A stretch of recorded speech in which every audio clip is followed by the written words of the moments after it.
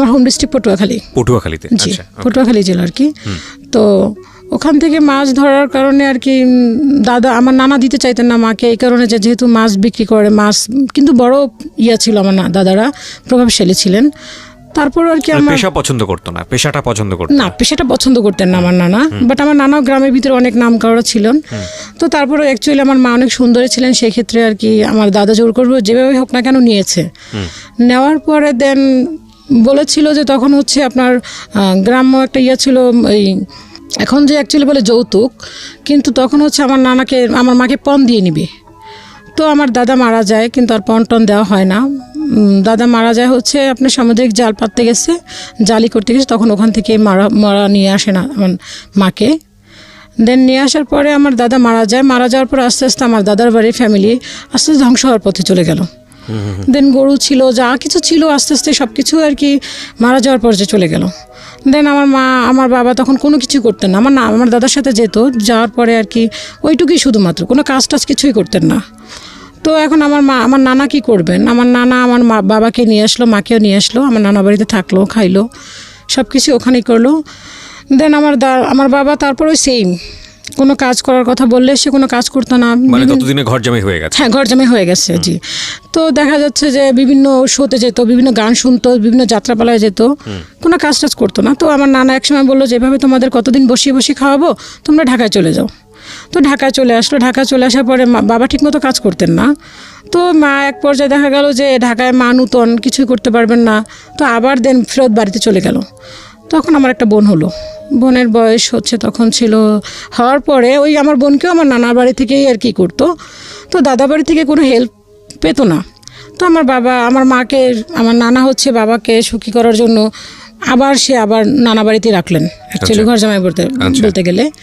তো রাখার পরে দেখা যাচ্ছে যে আব্বুর কোনো ইমপ্রুভ হচ্ছে না।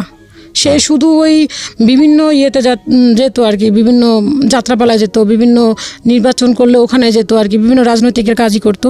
তো অ্যাকচুয়ালি আমার নানা বললো যে না, তোমাদের এভাবে আর কোনো দিন আমার পক্ষে সম্ভব না, তোমরা আলাদা কিছু একটা করো, না হলে আমার বাড়ি থেকে চলে যাও। ওকে, তখনও আপনি হননি? না, তখন আমি তো অনেক পরে হয়েছি। আচ্ছা, ঠিক আছে। তারপরে এরকম করতে করতে আমার একটা আপু হলো। আপু হওয়ার পরে আমার আব্বু নাকি মোটামুটি চেঞ্জ হলো, তখন মোটামুটি কাজ করতে লাগলেন। দেন আমার আপুটা 2.5 বছরের সময় মারা গেলেন। আমার আপুকে নিয়ে ঢাকায় চলে আসলো। ঢাকায় চলে আসার পর ওখানে কিছু কাজ করলেন। দেন আমার আপুর একটা রোগ হয়েছিল, তো রোগের হওয়ার কারণে উনি 2.5 বছর বেঁচে ছিলেন, দেন মারা গেল। তো আমার আপুটা মারা যাওয়ার পরে আব্বু নাকি খুব শক পেয়েছে যে মেয়েটা মারা গেছে, সেই জন্য। তো তখন থেকে আবার আব্বু আর কি কেমন হয়ে গেল, কাজ করছেন না, ঘুরে ফিরে খাচ্ছেন, ঠিক মতোই করতেছেন না, আম্মুর সাথে খুব খারাপ বিহেভ করছেন। দেন এরকম করতে করতে দেন বড় আপু হলো, আমার আর একটা আপু হলো। আপু হওয়ার পরে আব্বু কিছুটা চেঞ্জ হলো, আবার কিছু কাজ করা শুরু করলেন। তো আব্বু কাজ করতে করতে একসময় দেখা গেল কি আমার আব্বুর তখন একটা চাহিদা হলো যে ছেলের দরকার তার। তো ছেলে চাওয়ার পরে তখন আমি হলাম আর কি। আমার আপুর গ্যাপিং হচ্ছে 2 বছর, মেবি 2.5 বছর সামথিং। 2 বোনের পরে ছেলে চাওয়ার ক্ষেত্রে আপনি হলেন? হ্যাঁ, 2 বোনের পরে ছেলে চাচ্ছিলেন, দেন তখন আমি হলাম। এবং আমার আপুর গ্যাপের সাথে আমার গ্যাপ হচ্ছে মেবি 2 থেকে 2.5 বছর সামথিং, এর বেশি হবে না, 2 বছরই মেবি বলা যায়। তো আমি হওয়ার পরে তখন হচ্ছে আব্বু আর কি এই চেঞ্জ, পুরোটাই চেঞ্জ। আমি হওয়ার পরে আম্মু শুনেছি আমার কাছে, সেটা হচ্ছে যে আমাকে দেখেও নি আমার বাবা। সে বললো কেন মেয়ে হয়েছে, তার কথা বক্তব্য হচ্ছে মেয়ে হয়েছে কেন, আমার আম্মুকে ঠিকমতো খেতে দেয়নি, ইভেন আমাকে দেখেও নি। তো এটা আর কি আমার আম্মুর মুখে শোনা। তো এই কথা বলার পর আব্বু এরকম করার পরে আম্মু আমাকে নিয়ে মেবি 6 মাস ছিলেন ঢাকাতে। 6 মাস থাকার পরে আম্মু আবার আমাকে নিয়ে গ্রামে চলে গেলেন। তো গ্রামে যাওয়ার পরে কিছুদিন বড় আর কি, মোটামুটি বড় হয়েছি, তখন আর কি কিছুই জানি না আর কি, চিনি না। দেন মনে আছে এতটুকু যে আম্মু আবার ঢাকায় চলে আসছে, তখন খুবই ছোট আমি। তো ঢাকায় চলে আসার পরে আব্বু তখন আর কি কনস্ট্রাকশনের কাজ করতেন। জি। তো এরকম করে আর কি তখন আমরা মোটামুটি তখনই পরপর 2টা ভাই হলো। ও, 3 বোনের পরে পরপর 2 ভাই। হ্যাঁ, 2 ভাই হওয়ার পরে আব্বু চেঞ্জ, যে 2টা ছেলে হয়েছে, তার খুব খুশি। বাট তখন আর কি আমাদেরকে মোটামুটি দেখছেন, কিন্তু আব্বুর যে একটা টর্চারিংয়ের ব্যাপারটা, যে আমার মাকে যে টর্চারিং করাটা, এটা তার বন্ধই হয়নি। গায়ে হাত তোলাই তো কন্টিনিউ, সে গায়ে হাত তুলতো। তো যখন গ্রাম থেকে সে আম্মু অনেক ঋণ হয়ে আসছে ঢাকাতে, যে আম্মু আর এখন পারছে না, যেন আমরা 4টা ভাই বোন গ্রামের থেকে খাওয়া পড়া, আব্বু ঠিকমতো খরচ দিত না। নানা বাড়ি তখন নানা অলরেডি মারা যায়নি, নানা তখন অসুস্থ, নানা হেল্প করতে পারছেন না।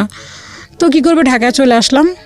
ঢাকায় চলে আসার পরে তখন আমি খুবই ছোট, ভাই বোনরা, আমার ছোট ভাইটা সব থেকে যে ছোট ভাইটা, সে তখন মেবি 6 মাস কি 8 মাস এরকম হবে, আমি সামথিং মনে নেই, কিন্তু এতটুকু মনে আছে যে আমরা 4টা ভাই বোন খুব ছোট ছোট আর কি, গ্যাপ ছিল না বেশি একটা, ওই 2 বছর 2.5 বছর এরকম গ্যাপ ছিল।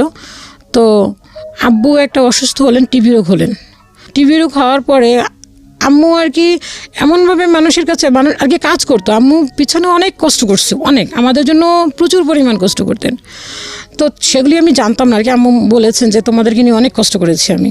তো যখন আমরা আর কি ওই ছোট ছোট নিয়ে আসছে যখন আমাদেরকে, আব্বু যখন কাজ করতে পারতেন, আব্বুর একটা টিভি রোগ হলেন। তো হওয়ার পরে আব্বুকে নিয়ে বিভিন্ন হসপিটালে চলে গেল। তো আম্মু ঢাকা মেডিকেল নিয়ে আসলো আব্বুকে। নিয়ে আসার পরে ওখান থেকে বললো যে আপনি এখানে ভর্তি করেন, এখানে ভর্তি করলে দেন ট্রিটমেন্ট হবে। তো আম্মু তখন দেখলো যে মেডিকেলে সাধারণত ঢাকা মেডিকেলে ফ্লোরে শুয়ে থাকে, কেউ দেখে না, বিভিন্ন রোগী চিৎকার করছে। তো সেইটা দেখে আম্মুর খুব কষ্ট লাগলো যে না, এভাবে আমি ফেলে রেখে গেলে বাঁচবে না, দেন মারা যাবে। তো এরকম করে আম্মু তখন আব্বুকে নিয়ে আসলো, বাসায় নিয়ে আসলো। নিয়ে আসার পর এখন আম্মু চিন্তা করছে কি করবে। তখন তো আমাদের এরকম বড় কেউ নাই, আমার মামা যে সে ছোট, আরেক মামা আছে, সেও ওরকম কোনো কিছুই করতে পারছেন না, নানা অসুস্থ, তো কি করবে। তো আম্মুর এক খালাতো বোন ছিল আর কি, ওই যে বাড়িতে আমরা ভাড়া নিয়েছিলাম ওখানেই ছিলেন। তো উনি বললো যে কি করবি এখন তুই। তো আম্মু বলে দেখি এখানে কি করা যায়। তাহলে ওখানে আমরা যে এলাকাতে ছিলাম ওখানে একটা ডক্টর ছিলেন। তো ওনাকে আম্মু আর কি মামা বলে ডাকতেন, ওই ডক্টরটা অনেক ভালো ছিলেন। তো আম্মু ওনার পাটা ধরলো, বললো যে আপনি আমার বাবার মতো, আপনি যদি আমাকে আমার হাজব্যান্ডকে ট্রিটমেন্ট করান দেন তাহলে বাঁচবে, নাহলে নাই। ধরেন আপনার মেয়ের জন্য আপনি একটা কিছু করছেন। হ্যাঁ, তো আম্মু এরকম করে বলার পরে তো বললো যে ঠিক আছে, আমি দেখি কী করা যায়। তো বললো যে না, আপনার মামা, আপনার টাকা কখনোই মার যাবে না, আপনি ওষুধ দেন, ওকে ট্রিটমেন্ট করেন, আমি আপনার যেভাবে হোক না কেন টাকাগুলি পরিশোধ করে দিব। আচ্ছা। তো আম্মু ওই নানাটা তাই করলেন। তো এরকম করে সে ট্রিটমেন্ট করলেন। তো করার পরে উনি অনেক দিন যাবত লাগিয়ে আমার মনে আছে যে ট্রিটমেন্ট করাইছে। তো এমনি দেন এর ভিতরে রোজা চলে আসলো। তো রোজার ভিতরে আব্বু মোটামুটি সুস্থ আর কি, এক পর্যায়ে মোটামুটি কি ভালোই সুস্থ, উঠতে পারছে, হাঁটতে পারতেছে, খেতে পারছে। ঠিক তখনই ঈদের আগের দিন, আমার এইটুকু মনে আছে স্পষ্ট যে ঈদের আগের দিন, তখন আমরা স্কুলে ভর্তি হইনি, মেবি তখন আমার 4 থেকে 5 বছর বয়স হবে মেবি। ঈদের আগের দিন সবাই ড্রেস কিনে, আমাদের কোনো ড্রেস হচ্ছে না, আমরা শুধু সেফ দেখছি যে সবাই ড্রেস পরছে, আমরা তাকিয়ে দেখছি। দেন আমাদের ছোটোবেলা থেকে একটা কথা ছিল যে তোমরা কারো দুয়ারে যাবা না, কারো কাছে ঘিরবা না, কেউ যদি কোনো কিছু খায় তোমরা দেন তাদের কাছে গিয়েও সামনে দাঁড়াবা না। তো ওই জিনিসটা আমরা ফলো করতাম সবসময়, ছোটো থেকে মাথায় এই জিনিসটা কাজ করতো। তো দেখতাম যে সবাই নতুন ড্রেস পরে, আমরা কোনো কিছু বলতে পারতাম না, কারণ চোখে দেখছি যে বাবা অসুস্থ। তো আম্মু যে কাজগুলি করতেন, তো ওখান থেকে এক আঙ্কেল ছিলেন, ওই আঙ্কেলটা নাকি এয়ারপোর্টে জব করতেন। তো এই আঙ্কেলটা আম্মুকে অনেক হেল্প করতো, টুকটাক কিছু জিনিসপত্র দিলে, টাকা দিলে আম্মু ওইটা দিয়ে ঘরে কিছু কিনতো, দেন আব্বুকে চিকিৎসা করাতেন। তো এরকম করে আব্বু ঈদের আগের দিন আম্মু আর কি সেমাই নিয়ে আসছে, আর চিনি নিয়ে আসছে, আর মেবি দুধ নিয়ে আসছিল না কি যেন এরকম একটা কিছু। তো ঈদের আগের দিন, কালকে ঈদ, আজকে চাঁদ রাত, দুপুরের দিকে আব্বু সুস্থ, তখন পুরোপুরি সুস্থ। তো ঘরের ভিতরে হচ্ছে আপনি পানি ছিল না, যে জগটাতে পানি ছিল না, তখন একটা গ্লাউন্ড ছিল, জগ অ্যাকচুয়ালি। তো ওটাতে পানি ছিল না, আব্বু দেখে যে ঘরের ভিতরে পানি নাই কেন। তো ওই গ্লাউন্ডটা কী করলো, বাইরে ফেলে দিল। দেন কিছু মাটির ঢাকনা ছিল, তো ওই ঢাকনাগুলি সব বাইরে ফেলে দিল। কে ফেলে দিল? আব্বু ফেলে দিছে। তখন তুমি মোটামুটি সুস্থ, মানে রাগে ফেলে দিল। কেন সে গ্লাউন্ডের ভিতরে পানি নেই, সে পানি কেন ঢেলে খাবে, দেন পানি কেন নিয়ে আসতে হবে এখন কল থেকে।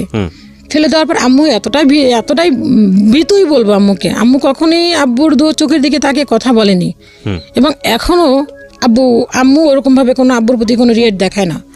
তো আম্মু চুপচাপ, যে আব্বু রাগ করছে যেহেতু, সেক্ষেত্রে আম্মু খুবই চুপ, যে আমাদেরকে বলছে তোরা চুপ থাক, কোনো কিছু বলিস না, এখন কিন্তু প্রচণ্ড রাগ তোর আব্বুর। তো আম্মাও চুপ করে আসছে, আমরাও চুপ করে আসছি। আব্বা গ্লানটা ভেঙে বাইরে ফেলে দিল। আম্মা তখন একটা কথাই বলছে, তুমি সুস্থ হইতে পারলা না, এর ভিতরে তুমি এগুলি ফিক মেরে ফেলাই দিলা, জাস্ট এতটুকুই বলছে, মেবি, আর বাকিটা আমার মনে নাই। তো আব্বু কি করলো, আম্মুকে যাইয়া সাথে মার, একদম সাথে মার দিল। এমন মারলো যে মনে হয় নাক মুখ দিয়ে সমানে আর কি, একটা উঠোন ছিল, উঠোনের মধ্যে পড়ে নাক মুখ দিয়ে রক্ত বের হয়ে গেল। রক্ত বের হওয়ার পর আম্মুর যে খালাতো বোনটা ছিল, তো উনি আসছে, বাড়ির লোকজন যারা ছিলেন তারা ধরার পরে দেখা গেল যে তারা ধরে রাখতে পারতেছে না। আব্বুর পায়ে একটা শুয়ের মতো একটা জুতা ছিল, তো ওইটা দিয়ে আম্মুকে ইচ্ছা মতো মুখের ভিতরে লাথি, লাথি দেওয়ার পর নাক দিয়ে সমানে রক্ত বের হলো, আম্মু ওখানে অজ্ঞান, সাথে সাথে অজ্ঞান হওয়ার পরে দেখা গেল কি যে ওই খালাটা আসছে, আসার পরে আমার আম্মু আর কি খালা খুব রাগ করে বলল যে রেখে দে, ধরবি না ওকে কেউ, ও মারা যাক। কারণ ওকে দেখতেছি আম্মুর আবার চাচাতো বোন ছিল, একদিকে চাচাতো বোন একদিকে ফুফাতো বোন। তো বললো কি তোরা কেউ ধরবি না ওকে, ছোটবেলা থেকে দেখতেছি কষ্ট করতে করতে সহ্য করতে করতে এই পর্যন্ত আসছে। ওর বাবার বাড়িতে কোনো কষ্ট করে নাই, দেন এখানে যে পরিমাণ কষ্ট করছে, আর এখন এই 4টা বাচ্চা নিয়ে ও এত কিছু করলো, ওকে সুস্থ করলো, ও কালকে একটা ঈদ আর আজকেও এই কাজটা করলো, ওরা কেউ ধরবি না, ও মারা যাক, মারা যাওয়ার পরে তো খুশি হবে। এই কথা খালা বলার পর খালাও রাগ করে ধরলো না ধরা তো বাড়িতে আর একটা মামা, নানা বলে রাখতাম, আম্মু মামা বলে রাখতো, তো উনি ধরলো, ওই নানুটাও ধরলো, ধরে আম্মুকে নিয়ে আর কি প্রাথমিকভাবে আপনার ফার্মেসিতে নিয়ে গেল, নিয়ে যে ট্রিটমেন্ট করালো, আম্মুর মুখ টুক ফুলে গেল। তো এরকম করে চলার পরে আব্বু আমাদেরকে ভর্তি করাবে না, পড়াশোনা করাবে না, কে খরচ বহন করবে সেই। তো আম্মু একজনকে ধরে আমাদেরকে স্কুলে ভর্তি করালেন। তখন ছোটো ভাই, আমি আর বড় আপুকে আর আমার ছোটো ভাইটাকে ভর্তি করালেন। তো আমরা ক্লাসে ওখানে আর কি আম্মু বাসায় বসে আমাদেরকে নাম টাম শিখাতো, সব কিছু আর কি যতটুকু পসিবল ছিল ওটুকু আমাদের বাসায় বসে শিখাতেন। ভর্তি করার পরে ওখান থেকে আমরা মেবি ক্লাস আমি 2তে পড়ি, ওখানে আব্বু তখন আর কি আম্মু ওই যে কাজগুলি করতেন ওই কাজগুলি আর করতে পারলেন না, দেখালো ওখানে প্রফিট কম, টাকা কম, দেখা সংসার চলতে কষ্ট হয়। দেন আম্মু আবার গার্মেন্টসে ঢুকলেন, গার্মেন্টস করা শুরু করলেন। তো আম্মু গার্মেন্টসে যেত, বড় আপু আমাদেরকে দেখাশোনা করতো, তো আপু স্কুলে যেত, আমাদেরকে স্কুলে নিয়ে যেত। এরকম করতে করতে আম্মু দেখা গার্মেন্টস থেকে চলে আসলো, গার্মেন্টস আর করতে পারলো না, ওখানে টাকার পরিমাণটা কম। তো আব্বু একসময় বললো কি যে তোমরা বাড়ি চলে যাও, তো আম্মু বললো যে বাড়ি গিয়ে কি খাবো। বাবা কি করতেন তখন? বাবা কনস্ট্রাকশনই কাজ করতেন। আচ্ছা, দুজন মিলে সংসার সামলাতে পারছিল না? সংসার সামলাতে পারছে না, কারণ আমরা 4টা ভাই বোন, দেন তাদের পড়াশোনা খরচ, দেন খাওয়া দাওয়া সবকিছু মিলে আর কি পসিবল হচ্ছিল না।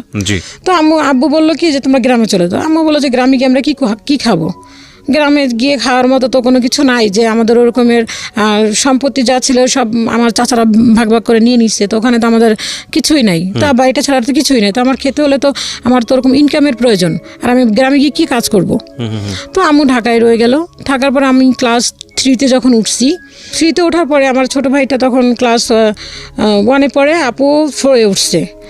তো তখন আমার নানু একটা চিঠি দিলে বললো কি যে তোমরা গ্রামে চলে আসো, তোমাদের বাড়ি দখলে নিয়ে নিচ্ছে। আমার পাশে বাড়ি এক মামা আছেন, ওনারা আবার ওনাদের বাড়ির পাশে বললো যে ওরা দখলে নিয়ে নেবে। তো কী করলো আম্মু, তখন বাড়ি বাঁচাতে গেলে তো অবশ্যই বাধ্যতামূলক যেতেই হবে। তখন আব্বু ঠিক করলো যে তখন আমি ক্লাস হয়তো ফার্স্ট টার্ম পরীক্ষা দিয়েছি, দেওয়ার পরে আব্বু আমাদেরকে সবাইকে নিয়ে গ্রামে চলে গেল। তখন আমি ফার্স্ট টার্ম পরীক্ষা দিয়ে গ্রামে চলে গেলাম। তখন আমাদের একবারই প্রপারলি নিয়ে গেল, আর ঢাকায় রাখলো না। মানে বাড়িতে আপনাদেরকে মানে প্লেস করলো আর কি, ঢাকা থেকে সবাইকে বাড়িতে প্লেস করলো। তো বাড়িতে নিয়ে যাওয়ার পরে তো ওখানে আমাদের ঘর ছিল না, তো ঘর তোলার পরে আব্বু আমাদেরকে আবার তখন স্কুলে ভর্তি করলো, গ্রাম স্কুলে। বড় আপুকে আমাকে আর আমার ছোট ভাইটাকে স্কুলে ভর্তি করলেন। আর যেদিন আর একটা ছোট ভাই ছিল, ও তখন খুবই ছোট, ওকে তখন ভর্তি করার মতো সময়টা হয়নি। তো ভর্তি করার পর আমি আম্মু তখন বাড়িতে ছিল, আব্বু তখন ঢাকাতে থাকতো। তো আব্বু এরকম ভাবে বলছে যে তোমরা যদি গ্রামে থাকো, আমি যদি ঢাকা থেকে টাকাটা পাঠাই তাহলে তো তোমাদের এখানে খরচটা কম হবে, গ্রামের জিনিসপত্র দাম কম, দেন ভাড়াটা লাগছে না, সবজি লাগিয়েও খাওয়া যাবে। তো আম্মু বলে ঠিক আছে তাও তো হয়। তো আম্মু এভাবে আমরা রইলাম, গ্রামে থাকার পর আমি ক্লাস 4-এ। প্রিয় শ্রোতা, আপনারা শুনছেন প্রাণ মিস্টার ম্যাঙ্গো ক্যান্ডি প্রেজেন্স জীবন গল্পের অতিথির গল্পে আবারও ফিরবো। তার আগে আপনাদেরকে মনে করিয়ে দিচ্ছি, সিচুয়েশন যখন খুব কড়া, মন বসে না কোনো কাজে, তখন মন ঠিক করতে মুখ দিতে পারেন কাঁচা আমের স্বাদে Pran mister mango candy, good mood guaranteed.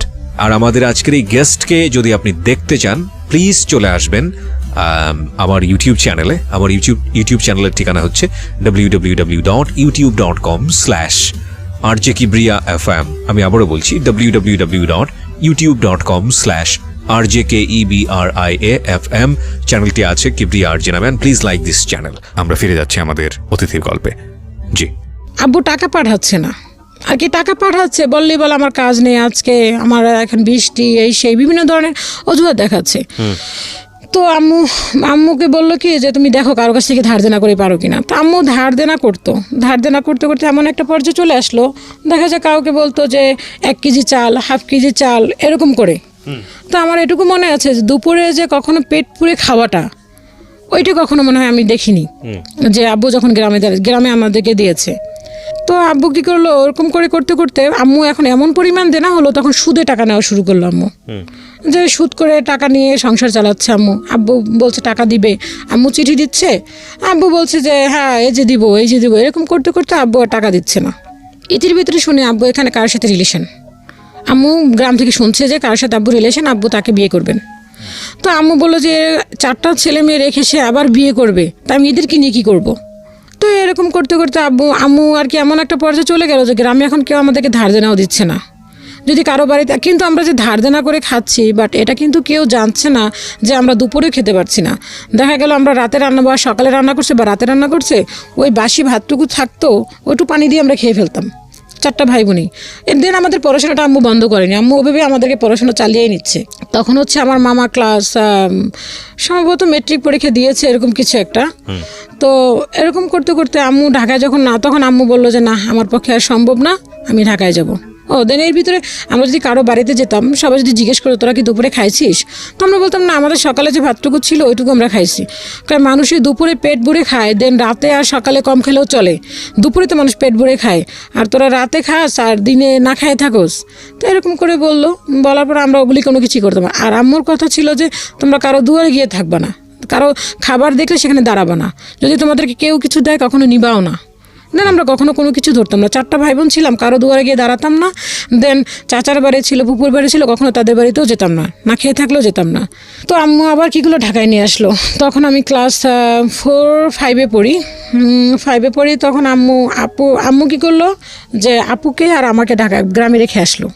বললো যে তোমরা গ্রামে থাকো, আমার নানু আছে, তখন নানা মারা গেছে, তো আর আমার খালা থাকেন। তো বললো যে তোমরা গ্রামে থাকো, আমি ঢাকাতে যাই। তো আমাদের বাড়িতে ঘর আছে, তো আমার নানু বাড়িতেও ঘর আছে, তো আমাদের বাড়িতে আমাদেরকে একা রেখে কীভাবে যাবে। তো নানুকে আমার খালাকে বললো যে তুই থাক আমার ওদের সাথে, আমি ঢাকাতে যাই, ওর বাবা নাকি আবার বিয়ে করতে চাই, দেখি কি হয়। তো গেলাম, আম্মু ঢাকায় গিয়ে শুনে যে হ্যাঁ সত্যি আব্বু বিয়ে করার জন্য প্রস্তুত, যে ওনাকে বিয়ে করবে, এরকম একটা শুরু করে দিচ্ছে। তো আম্মু যেভাবে হোক না কেন ওনাকে ওইটা নিয়ে কী করলো আর কি, বন্ধ করলো বিয়েটা, যাতে বিয়েটা না করতে পারে। তা আম্মু বললো যে তুমি যে ঢাকাতে এসে বিয়ে করার জন্য এরকমই করছো, এখানে 4টা ছেলে মিলে আমি কি করে খাই।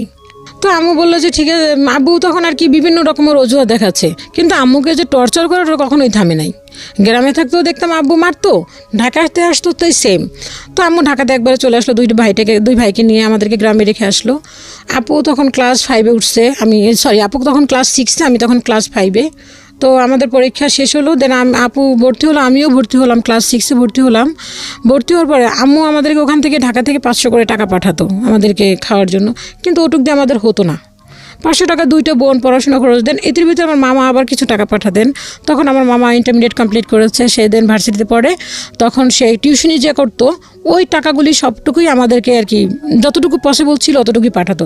নানুকে পাঠাতো, দেন আমাদেরকেও পাঠাতো, এরকম কিছুটা। তা আম্মু বেশিরভাগ পাঠাতো আর কি। তো তখন আম্মু যে টাকাটা পাঠাতো ওটা গোপনে করে পাঠাতো, যে না আব্বু যাতে না জানতে পারে যে টাকাটা আমাদেরকে দিচ্ছেন। আম্মু যা ইনকাম করতো সবই বাবাকে দিতে হতো, এতে কোনো নাই যেন তাকে না দিলে আর বরং বেশি এটি নিয়ে আর কি গ্যাঞ্জাম সৃষ্টি করতো। তো এরকম করতে করতে লাস্ট মোমেন্টে দেখা গেল যে আব্বু বিয়ে আর করতে পারলো না। আব্বু কি করলো, দেখা গেল যে ওইটা নিয়ে আম্মুকে নিয়ে বিভিন্ন রকমের টর্চার শুরু করলো, যে সে বিয়ে করবে, সে এরকম বিভিন্ন রকমই দেখালো।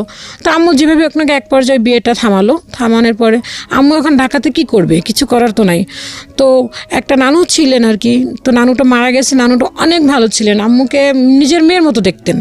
তো ওই নানুটা ওই মামাকে বলতো, ওনার ফ্যামিলিটা অনেক হাই লেভেল, বর্তমানে ওনারা আমেরিকাতে আছেন। তো ওই নানুটা ওই মামাকে বললেন যে তুই ওকে কষ্ট দিস না, ওকে তুই হেল্প করিস। তো ওই মামাটা আর কি, ওই মামাদের বাসায় আম্মু হেল্পিংয়েরই করতো, করার পরে দেন ওই মামাটা আর কি আম্মুকে যথেষ্ট পরিমাণ হেল্প করতো। তো ওই মামিটা ছিল একটা ইংলিশ মিডিয়ামের প্রিন্সিপাল। তো আম্মুকে বললো কি যে তুমি একটা কাজ করো, তুমি এখানে তোমার সার্টিফিকেটগুলি দিয়ে তুমি এখানে ঢুকতে পারো। তো আম্মু বললো যে হ্যাঁ তাও তো হয়, কিন্তু আব্বু তা দিল না। তো আম্মু এরকম করে টুকটাক কাজ করতে লাগলো, কিন্তু ওগুলি দিয়ে আমাদের আর হচ্ছে না, আমাদের পড়াশোনাও হচ্ছে না, দেন আমাদের খাওয়া খরচও হচ্ছে না, কিছুই হচ্ছে না। দেখা যায় সারাক্ষণই আব্বু ওই মারধরেই চালাচ্ছে, কোনো একটা ক্লু পেলেই শুরু করে দিচ্ছে।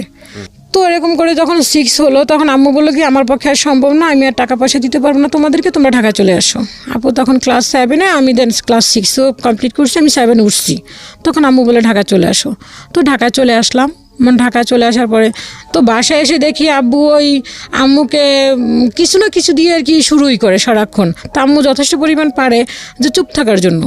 তো দেখা গেল যে এরকম একটা পর্যায়ে গেল ঘরের ভিতরে যে টিভি দেখবো আমরা, আব্বু টিভি দেখছে, দেখার পর ফ্ল্যাগটা খুলে রাখছে এবং দেন সে কীভাবে খুলে রাখছে ওইটাও আব্বু ফলো করতো, যে সে যেভাবে রেখে গেছে ওইটা ওইভাবে আছে কি না। আমরা এরকমটাও তা ধরতে পারতাম না, এরকম একটা ব্যাপার। দেখা যায় আমরা ঘুমিয়ে আছি, ভোর 5টা বাজে ফ্যান অফ করে দিচ্ছে, ভোর 5টার পরে ফ্যান ছাড়া যাবে না, যতই গরম থাকুক না কেন ফ্যান ছাড়া যাবে না। তো এরকম করে এক পর্যায়ে আমাদেরকে ঢাকায় নিয়ে আসলো, পড়াশোনা করার বন্ধ করে দিল। তখন আমাকে বললো যে পড়াশোনা করানো যাবে না, আর পড়াশোনা করতে পারবা না, কি করবা, কিছু একটা করো। কোন ক্লাসে থাকতে এটা? তখন ক্লাস 7-এ আমি। ক্লাস 7? হ্যাঁ, তখন বললো যে তোমার পড়াশোনা করা চলবে না। তখন আপু বললো যে না আমি পড়াশোনা করব। তো আমি ছোটোবেলা থেকে একটু বাউন্ডলের ছিলাম, মানে আমি বিভিন্ন গাছে উঠতাম, বিভিন্ন দুষ্টমি করতাম, পড়াশোনার ভিতরে ওরকম একটা আগ্রহ তেমন একটা আমার ছিল না। তো যখন আব্বু পড়াশোনা বন্ধ করে দেওয়ার কথা বলো, তখন আমার মনে একটা হলো যে না, আপু গ্রামে চলে যাবে পড়াশোনা করে, যে না আমিও পড়াশোনা করবো। তখন আম্মু বললো যে তোমাদেরকে আমি পড়াশোনা করাতে পারবো না বাবা, কারণ আমার পক্ষে সম্ভব না, আমি তোমার 2 ভাইকে পড়াশোনা করাবো না, তোমাকে পড়াশোনা করাবো। তা আমাদেরকে পড়াশোনা অ্যাকচুয়ালি বন্ধ করে দিল। তখন আপু বললো যে না আমি পড়াশোনা করব, আমি পড়াশোনাটা বন্ধ করব না। তো আপু পড়াশোনার জন্য আবার সে নানা বাড়িতে চলে গেল। নানা বাড়িতে চলে যাওয়ার পরে মা যা দিচ্ছেন, মা টুকটাক পাঠাচ্ছেন, সেটা দিয়ে পড়াশোনা শুরু করলো। দেন আমার পড়াশোনা আর হলো না। আমাকে কি করলো বাবা, বললো কি যে তুমি একটা কাজ করো, তুমি গার্মেন্টসে যাও, তুমি গার্মেন্টস করো বিভিন্ন লোকের সাথে। তখন হয়তো আবার মেবি ধরেন ক্লাস 7 উঠছি, তখন আর বয়সটা কতটুকু বা হবে। তখন বলে গার্মেন্টসে যাও তুমি। ক্লাস 7-এ পড়া অবস্থায় গার্মেন্টসে যাওয়ার কথা বলছো? হ্যাঁ, তখন বলছে গার্মেন্টসে করো তুমি, গার্মেন্টসে কাজ করো তুমি, কারণ আমাকে টাকা দিতে হবে, দেন আমি তোমাদেরকে বসিয়ে খাওয়াতে পারবো না।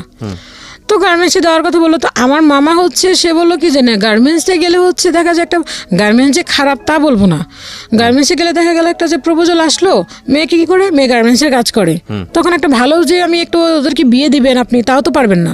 আমার মামা এই কথাটা বললো। আমি এত কথা বুঝি না, আমাকে টাকা দিতে হবে এটা আমি জানি, ইনকাম করে টাকা দিতে হবে, কি করবো সেটা তোমাদের ব্যাপার। তো এটা বলার পরে আমি বললাম যে না, আমি মামাকে বললাম যে না মামা আমি গার্মেন্টসে করবো না। মামা বললো যে না, এখন মামা বললো যে কি করবে তাহলে, আর আমি বললাম যে মামা বললো, আমি বললাম মামা পড়াশোনা করতে চাই। তখন ওই যে মামাটা যে নানুটা আমার মামাকে বলছিল যে ওকে কষ্ট দিস না, তো ওই মামার কাছে গেল। ও মামার কাছে যাওয়ার পরে বললো যে ভাইয়া ওদেরকে তো গার্মেন্টসে দিতে চাও বাবা, তো কি করা যায়। তো মিরপুরে একটা টেকনিক্যাল স্কুল আছে, ইসওয়েব স্কুল, তো ওখানে ক্লাস 8 পর্যন্ত পড়াশোনা করার পরে দিন ওদের ওখানে কাজ শেখানোর জন্য টেকনিক্যালি কিছু কাজ শেখায়। তো ওইখানে নিয়ে গেল আমাদেরকে। তো বললো যে তোমরা তো গ্রাম থেকে 8 পর্যন্ত বলতে গেলে তোমাদেরকে, তো তোমরা ওখানে তো কাজ শিখতে পারবা, ওখানে বিভিন্ন একটা হয়তো বা টিভি, কোনো ফ্রিজ, কোনো এসি, এই টাইপের কাজ শিখলে তোমরা দেন কিছু একটা করতে পারবা। তো ওখানে আমাদের নিয়ে গেল, নিয়ে যাওয়ার পর ওখানে বললো কি যে না ওদের স্কুলে যদি 8 পর্যন্ত পড়া হয় দেন তাহলে এই কাজগুলি শিখতে পারবো। ওকে। তো উনি কী করলো, মামা যেহেতু ওরকম ছিলেন, ওনার ফ্রেন্ড ছিল, তো উনি কী করলো গার্মেন্টস লেভেলে আমাদেরকে কাজ শিখালেন 6 মাস যাবত। তো আমার তো মাথায় ছিল যে আমি গার্মেন্টস কাজ করব না, বড় আপুও করবে না। তো বড় আপু চলে গেল, আমিও গার্মেন্টসে কাজ ওইখানে শিখলাম। শেখার পর ওখানে যে একটা আইডি কার্ড ছিলাম ছিঁড়ে ফেললাম, ওদের একটা সার্টিফিকেট দিল ছিঁড়ে ফেললাম, যে আমি তো গার্মেন্টসের কাজ করবো না, তাহলে কেন আমি সার্টিফিকেট আর কেন বা আমার আইডি কার্ড। তো সবাই বলো তুই সার্টিফিকেটটা রাখতি যদি কোনো সময় করতে, আমি কেন আমি করবো না, তো আমি ছিঁড়ে ফেললাম, কোনো ডকুমেন্টসই আমার কাছে রাখলাম না। তা আব্বু বকা দিল, তোমাদেরকে আমার পক্ষে সম্ভব না যে বসিয়ে খাবো, এখন কি করবো, ঘর থেকে বের হয়ে যাও। বাবা বললো এটা বাবাই বললো। তো মাকে কি করলো, মাকে সে দেখলো যে দেখা গেল যে ঘর থেকে বের করে দিচ্ছে, মা ঘর থেকে বের হচ্ছে, ঘর ছেড়ে দিচ্ছে, ফার্নিচার বাইরে বের করে দিচ্ছে, এরকম করে সে করতে লাগলো। দেন আমাকে কি করলো, বললো যে তুমি কি করবে এখন। তা আমি বললাম আমি কী করবো, আমি তো পড়তে চাই। পড়াশোনা তো কখনোই সম্ভব না, তুমি টাকা আনো, কীভাবে টাকা আনবে সেটা তুমি জানো, কাজ করতে হবে। বাকি ভাই বোনদেরকে একই কথা বলছিল নাকি শুধু আপনাকেই? না, আমাকে। আপু তো গ্রামে চলে গেছে। আচ্ছা, আপু তো গ্রামে চলে গেছে, ছোট 2 ভাই মাত্র পড়াশোনা পড়ে, ওরা মানে ক্লাস তখন 2-3 এরকম মেবি পড়ে। এই কথা বলার পরে বাড়ির ভিতরে কিছু লোক ছিল, কারণ আমরা যেখানে ছিলাম ওখানে আসলে পরিবেশটা অতটা ভালো ছিল না। ওখানে ম্যাক্সিমাম কি সবই ছিল গার্মেন্টসে কাজ করতো, ছোট ছোট মেয়েরা দেখতাম গার্মেন্টসে কাজ করতো। আব্বু ওদেরকে দেখে বেশি আর উৎসাহিত হতো যে ওরা কাজ করতে পারতেছে, তুমি কেন করতে পারবে না। আব্বু দেন এরকম কিছু লোকের সাথে কথাও বলতো যে ওকে গার্মেন্টসে নিয়ে যাও। তা আমার মেন কথা হচ্ছে আমি গার্মেন্টসে কাজ করবো না, আমাকে পড়াশোনা করাও নয়তো আমি অন্য কোনো কিছু করবো। তখন দেখলাম কি করলাম, কিছু মহিলাদের সাথে আমি বাসায় যে কাজ করে মহিলারা, ওদের কাছে গেলাম যে খালা আমি কাজ করব। কই তুই তো ছোট মানুষ, তুই কিসের কাজ মানে করবি? বাসায় কাজের বুয়ার কাজ। হ্যাঁ, বাসায় কাজের বুয়োর কাজ। তো আমি বললাম যে খালা আমি করব, কারণ আব্বা যেভাবে করতেছে এভাবে তো আসলে সম্ভব না। আব্বা তো বলতেছে টাকা দেওয়ার জন্য। সরি, দেন এর মধ্যে আমার সাথে তো করতে আমার 2 ভাইকেও, আমার এক ফুপু ছিলেন, ওই ফুপু কী করলো আসলো যে ভাইয়া তুমি ওদেরকে বসে বসে খাওয়াচ্ছ, ওদেরকে তো এখানে আমাদের ওখানে তো যত ফ্যাক্টরি আছে, ওখানে তুমি ওদেরকে লাগাই দিলে তো কিছু টাকা পাইতে পারো। তো মামার ইয়েতে আর কি আব্বু এই কাজটা করতে পারেনি, ভাইদেরকেও করাতে পারে নাই। তো আমাকে এরকম আমি বলার পরে, কাজের বুয়ার কথা বলার পরে তো বললো যে চল। তো গেলার পরে দেখা গেল আমি এতটাই শুকনো ছিলাম, এতটাই পিচ্ছি ছিলাম, আমাকে কেউ নিত না, বলতো যে না কাজের বুয়ার কাজ করানো যাবে না। দেখা গেলো আমি আবার ফেরত চলে আসলাম। তো আমি বলতাম যে তাহলে আমি একটা কাজ করি, ছোটো কাজ করি, আমি কিছু কাজ করে দেই, আমাকে কিছু টাকা দেখ, আমি আব্বুকে দেই। কিন্তু কোনো কিছুই না, ওরকম কোনো কাজ পাচ্ছিলাম না। তো একদিন আমি বাসায় আসছি, আসার পরে আব্বু বলে গেছে যে আজকে যেন আমি ঘরের ভিতরে না দেখি, কোনো কিছু যেন আমি যেন দেখি তুমি ঘরের বাইরে। তো আইসে দেখছি আমাকে ঘরেই আসছি আমি। তো ঘরে থাকার পরে দেখলাম কি যে আইসা আমাকে বলে কি তুই এখনো বাসায়? তো আমি বললাম কী করবো তাহলে, আর কি করবো, মানে এতটুকু বলার সাহস আমাদের ছিল না আর কি। তো আব্বু আইসা এমন মারলো আমাকে যে মারের চোটে আমাকে কি করলো, আমি একটা রান্নাঘর ছিল, রান্নাঘরের উপরে ফেলে আমাকে আর কি ইচ্ছা মতো মারা, মানে এরকম জুতা দিয়ে ইচ্ছা মতো আমাকে লাথি মারা শুরু করলো। তো বাড়ির ভিতরে কিছু লোক ছিল, ওই ভাড়াটিয়াগুলো ছিল, ভাড়াটিয়াগুলো থাকার পরে বললো ও তো মারা যাবে, তুমি যেভাবে মারতেছো ও তো মারা যাবে, এভাবে করে একটা মেয়েকে কেউ মারে? তো আব্বু বললো এত কথা আমি বুঝি না, ও এখনও ঘরে কেন, ওকে আমি দেখতে পারতেছি না ঘরে কেন। আম্মু তখন বাসায় না, আম্মু তখন একটা মেডিকেল শুরু করে দিল আব্বা আমাকে, যে এটা আসলে সহ্য করার মতো না। আর সবাই বললো যে তুমি এত বড় একটা মেয়েকে মারতেছো, 10-12 বছর একটা মেয়েকে মারতেছো, এরকম কি মারা কি ঠিক? তো সে কোনো কারো কথাই শুনতো না, সে তার কথাই রাইট, সে যেটা বললো সে বলে এখন রাত, যদি বলে এখন দিন তাহলে এখন দিন। আচ্ছা। তো এরকম করে শুরু করলো। তো মামা এক পর্যায়ে কী করলো, বললো কি যে তাহলে কি করা যায় ওকে। তো আমার বড় মামার সাথে আলাপ করলো যে দাদা তাহলে আমি কি করতে পারি।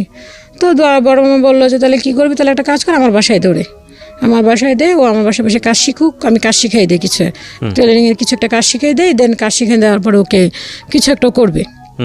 ও সরি, এর মাঝখানে হচ্ছে যখন আব্বা আমাকে এরকমভাবে খুব টর্চার করা শুরু করলো, ওই যে মামাটা বা যে নানুটা আর কি আমার কথা বলতো, যে মামাটা এখন আমেরিকাতে আছে, ওই মামাটা আর কি ওই মামার শ্বশুরের বাসায় জি আমাকে আর কি, তখন মা আর কি, আমি জানতাম না যে এটা আসলে আমাকে কাজে দিচ্ছেন, আমি জানতাম যে এমনি আমি আর কি ওই নানুদের বাসায় যাচ্ছি। ওকে। তো ওই নানুরা আমাকে নিয়ে গেল, নিয়ে যাওয়ার পরে আমি ওখানে থাকলাম কিছুদিন। থাকার পর ওই নানুদের যে খাটটাতে আমি শুইছি, আমার এটুকু মনে আছে, খাটটাতে শোয়ার পরে নানু তো আমাকে নিয়ে ওনার ওই মামার শ্বশুর তো শাশুড়ি তো আমাকে নিয়ে ওনাদের খাটে শোয়াইছে। শোয়ানোর পরে তো ওই মামিটা গেছে, যাওয়ার পরে বললো কি মা তুমি ওকে কেন এই খাটে শুইতে দিচ্ছ? তো পরের দিন থেকে আমাকে রান্নাঘরে শুইতে দিত। তা আমি এতটা বুঝতাম না যে আমাকে কাজে দিয়েছে। তা আমি মনে করতাম যে আমি তো নানুদের বাসায় বেড়াতে এসেছি। তো আমাকে এটাই বলা হয়েছিল যে তোমাকে কাজে দেওয়া হয়, তুই বেড়াতে গেছিস।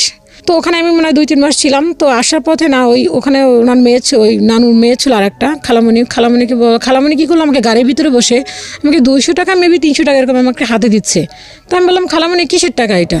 কয় এটি তোমাকে এমনিই দিলাম। আমি কি না খালাম, আমি টাকা নিবো কেন, আমি তো আপনাদের বাসায় বেড়াতে আসছি, আপনাকে টাকা দিচ্ছেন কেন? কয় না এটি তোমাকে এমনিই দিলাম। তো আমি অতটা মনে করিনি, এখন মনে করছি যে না তখন আমি কাজ করতে নিয়েছিল আমাকে। তো আমি গেলাম ওখান থেকে, তো আসলাম, আসার কিছুদিন পরে তখন আব্বা তো আবার এরকম টর্চার শুরু করলো। তখন বড় মামা বললো যে তাহলে আমার বাসায় দে, কিছু কাজ শিখাই দে, কাজ শিখিয়ে দেওয়ার পরে তো কিছু একটা করতে পারবে। আচ্ছা। তো বড় মামার বাসায় গেলাম। আম্মা তখন ওই রাত্রি আমাকে বড় মামা আসলো, আসার পরে বড় মামা তখন আমাকে কাজ শিখে দেয়নি আর কি, নিয়ে গেল ওনাদের বাসায়। নিয়ে যাওয়ার পরে তখন দেখলাম মামির মুভমেন্ট এরকম ছিল যে ওরা আসলে দেখে মামা তো বোন ছিল একটা, আর মামি ছিল ওখানে, ওদের আর বাচ্চা ছিল না। তো মামি যাওয়ার পরে দেখলাম কি আমাকে দেখে না মনে হচ্ছিল যে কেমন যেন একটা বিহেভ করা শুরু করলো। মামির বিহেভটা এরকম যে তাদের ঘরে বিস্কিট ছিল, যাই সামথিং এরকম কোনো কিছু দেখা গেল যে রোজ দুধ করতো, সেগুলি সব কিছু বন্ধ করে দিল। মানে দুধের রোজগার, আমি যেটা দুধ মানে কি যে রোজ দুধ করতো আর কি, দুধ খাওয়ার জন্য প্রতিনিয়ত যে দুধটা নিত সেটা বন্ধ করে দিল। হ্যাঁ, বিস্কিট টিস্কিট এগুলো ছিল, তো ওগুলি আর কেনাকাটা কিছু করতেছে না মামা কি তখন মামির কাছে সবকিছু ছিল। এই ছোট ছোট বিষয়গুলো এগুলো খুব সেনসিটিভ, কিন্তু এগুলো আসলে হয়তো বলার মতো কিছু না, কিন্তু অন্তরে কিন্তু অনেক বড় আঘাত লাগে। তখন না আসলে কি তখন না দেখা গেল কি তখন তো আমি ছোট মানুষ, আমি তো অতটা বড় না, আর আমি অতটা বুঝিও না। আমার তো মনে হচ্ছে যে মামি এগুলো কেন বন্ধ করে দিল, আমিও তো ছোট। তো এরকম করে মামি বন্ধ করে দেওয়ার পর আমার কাছে মনে খুব কষ্ট লাগলো, বাট কিছু বলতে পারছিলাম না, কারণ যেহেতু বাবা তো যেহেতু টর্চার করছে সেক্ষেত্রে তো আমার কিছু করণীয় নাই। তো আমার কথা হচ্ছে আমার কাজ শিখতে হবে। তো ওখানে একটা আন্টির বাসায় কাজে কাজ শেখার জন্য দিলেন। তো ওখানে টাকাটা দিয়ে আমার ছোটো মামা দিল টাকাটা, কাজ শেখার টাকাটা ছোটো মামা দিল। দেন মামার বাসায় থাকা খাওয়া করলাম। তো ওখানে যাওয়ার পরেও যে আন্টিটার কাছে কাজ শিখলাম, ও আন্টিটা খুবই ভালো ছিল এবং তার শ্বশুরটা এত ভালো ছিল যে আমি যখন প্রাথমিকভাবে ওনাদের বাসায় যাই কাজ শেখার জন্য, তো ফার্স্ট টাইম বললাম যে আমার খাতা আনি নেই, পেন্সিল রাবার কিছুই আনিনি। তো উনি মনে করলো কি যে আমি এত দূর যাব, আবার আমার যে মামার বাসা আছে ওনার বাসার নিচে, সেটা আর কি চিন্তা করলো না। উনি মনে করলো হয়তো আমার বাসা ফার্ম গেট বা এরকম কোনো কিছু একটা ইয়েতে। এগুলি বলার পরে তো নানা বললো কি যে, ওনাকে নানা বলে ডাকতাম, বললাম যে না আমার বাসা তো নিচে, আমি মামির বাসা থেকে এসেছি। তো তখন আর কি আমি মামার বাসা থেকে কাগজ কলম নিয়ে কাজটা শেখা শুরু করলাম। আর ওই আন্টিকে সব থেকে ছোটো ছিলাম আমি, আচ্ছা, সব থেকে ছোটো কাজ শিখছিলাম, আর ওরা আমাকে যথেষ্ট পরিমাণে আদর করতো। আচ্ছা। তো এরকম একটা কাজ শিখতে শিখতে তখন আর কি একটা পর্যায়ে আসলো, মামি এরকম দেখা গেল যে সাবান নিয়ে হিসাব করতো, খাবার নিয়ে। তো মামা কিছুই বলতো না আর কি। মামা কি করলো, মামার কাছে এরকম টাকা পয়সা ছিল, প্রচুর পরিমাণ টাকা ছিল। দেখা গেলো এরকমও হতো যে 50,000 টাকার ভান্ডিলও মামির কাছে আইনে দিয়ে দিত। মামি এরকম ব্যবহার করা শুরু করলো। তো মামি দেখলাম কি যে কোনো কিছু খাবার বলেন বা কোনো কিছু বলেন, ওইগুলি নিয়েই সে করা শুরু করলো। তো আমার ঘুমাতে দিত, আমি এগুলো আসলে বলতে চাচ্ছিলাম, তারপর আসলে কষ্টের কারণে চলে আসে। দেখা গেল যে মামিদের ঘরের যে মশারিটা, দেখা যাচ্ছে একটা কাজের মেয়ের যেরকমের একটা জিনিস থাকে ওরকম করে আসলে দিত, যে মশারিটা ছিঁড়া, অনেক মশা ঢুকতো, ওই মশারিতে আমাকে ঘুমাতে দিত। যে আমি যে তার ভাগ্নি ওরকম কখনো সে কি করতো না। তো দেখা গেলো একসময় এরকম আমি কাপড় চোপড় ধুইতে যাবো, কাপড় চোপড় ধুবো, বাট আমার নিজের কাপড়টা, দেন মামির কিছু কাপড় দিল। তো ওদের বাড়িতে ছিল টিউবওয়েল। তো টিউবওয়েল থাকার পরে আমি না ছোট মানুষ, তো কল চিপতে পারতাম না। আর ওদের টিউবওয়েলটা এত টাইট ছিল যে ওই টিউবওয়েলটা আর কি ডান্ডিটা ছুটে আমার এখানে চলে আসছে একদম। এখানে এখন একটা কাটা দাগ আছে আমার, অনেক বড় একটা কাটা দাগ। তো ছুটে আসার পরে ওখানে বাড়িটার ভিতরে ভাড়াটিয়া ছিল শুধু আমার মামারা, আর আরেকটা ভাড়াটিয়া বাড়িওয়ালা ছিল। তো ওরা রান্না করতেছিল ভাড়াটিয়াগুলি, আর ভাড়াটিয়াটা আর বাড়িওয়ালাটা।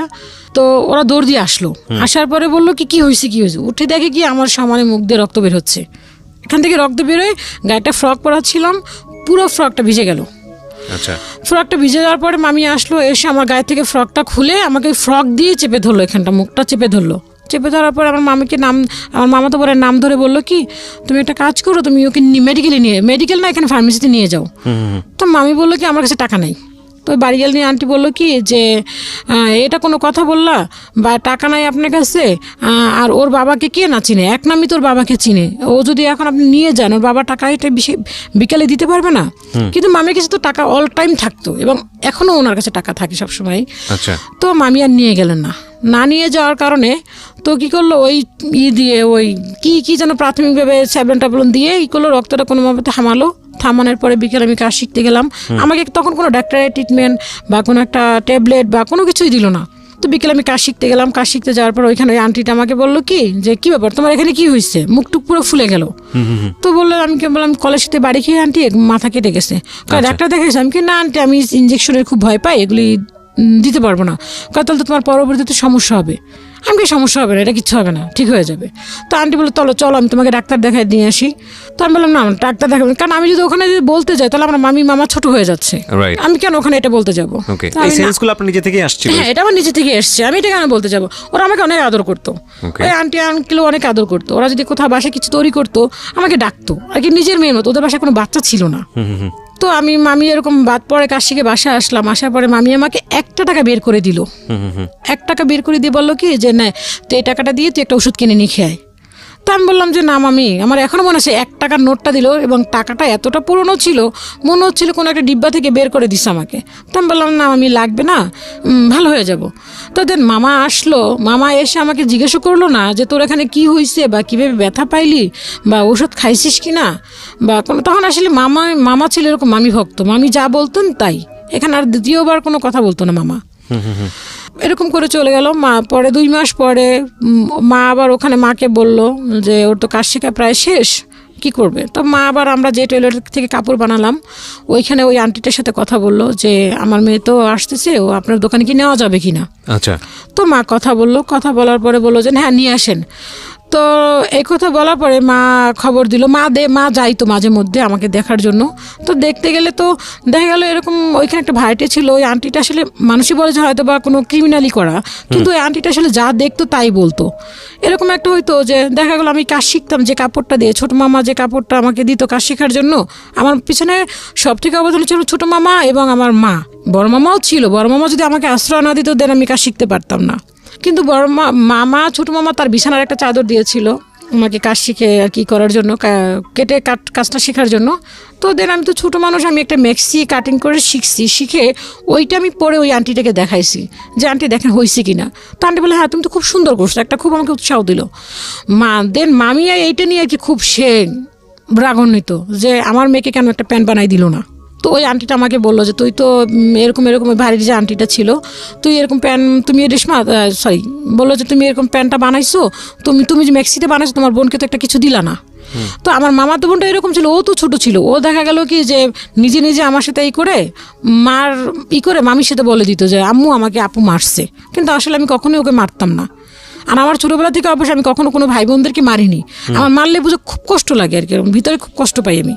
তো দেন এরকম করে মা 2 মাস পরে আমাকে নিয়ে গেল, এবং 2 মাস পরে যখন আমাকে নিল হয়তো বা মেবি তার আগের দিন 2 তারিখ ছিল, আমার এখনও মনে আছে 2002 সালে 2 তারিখ ছিল।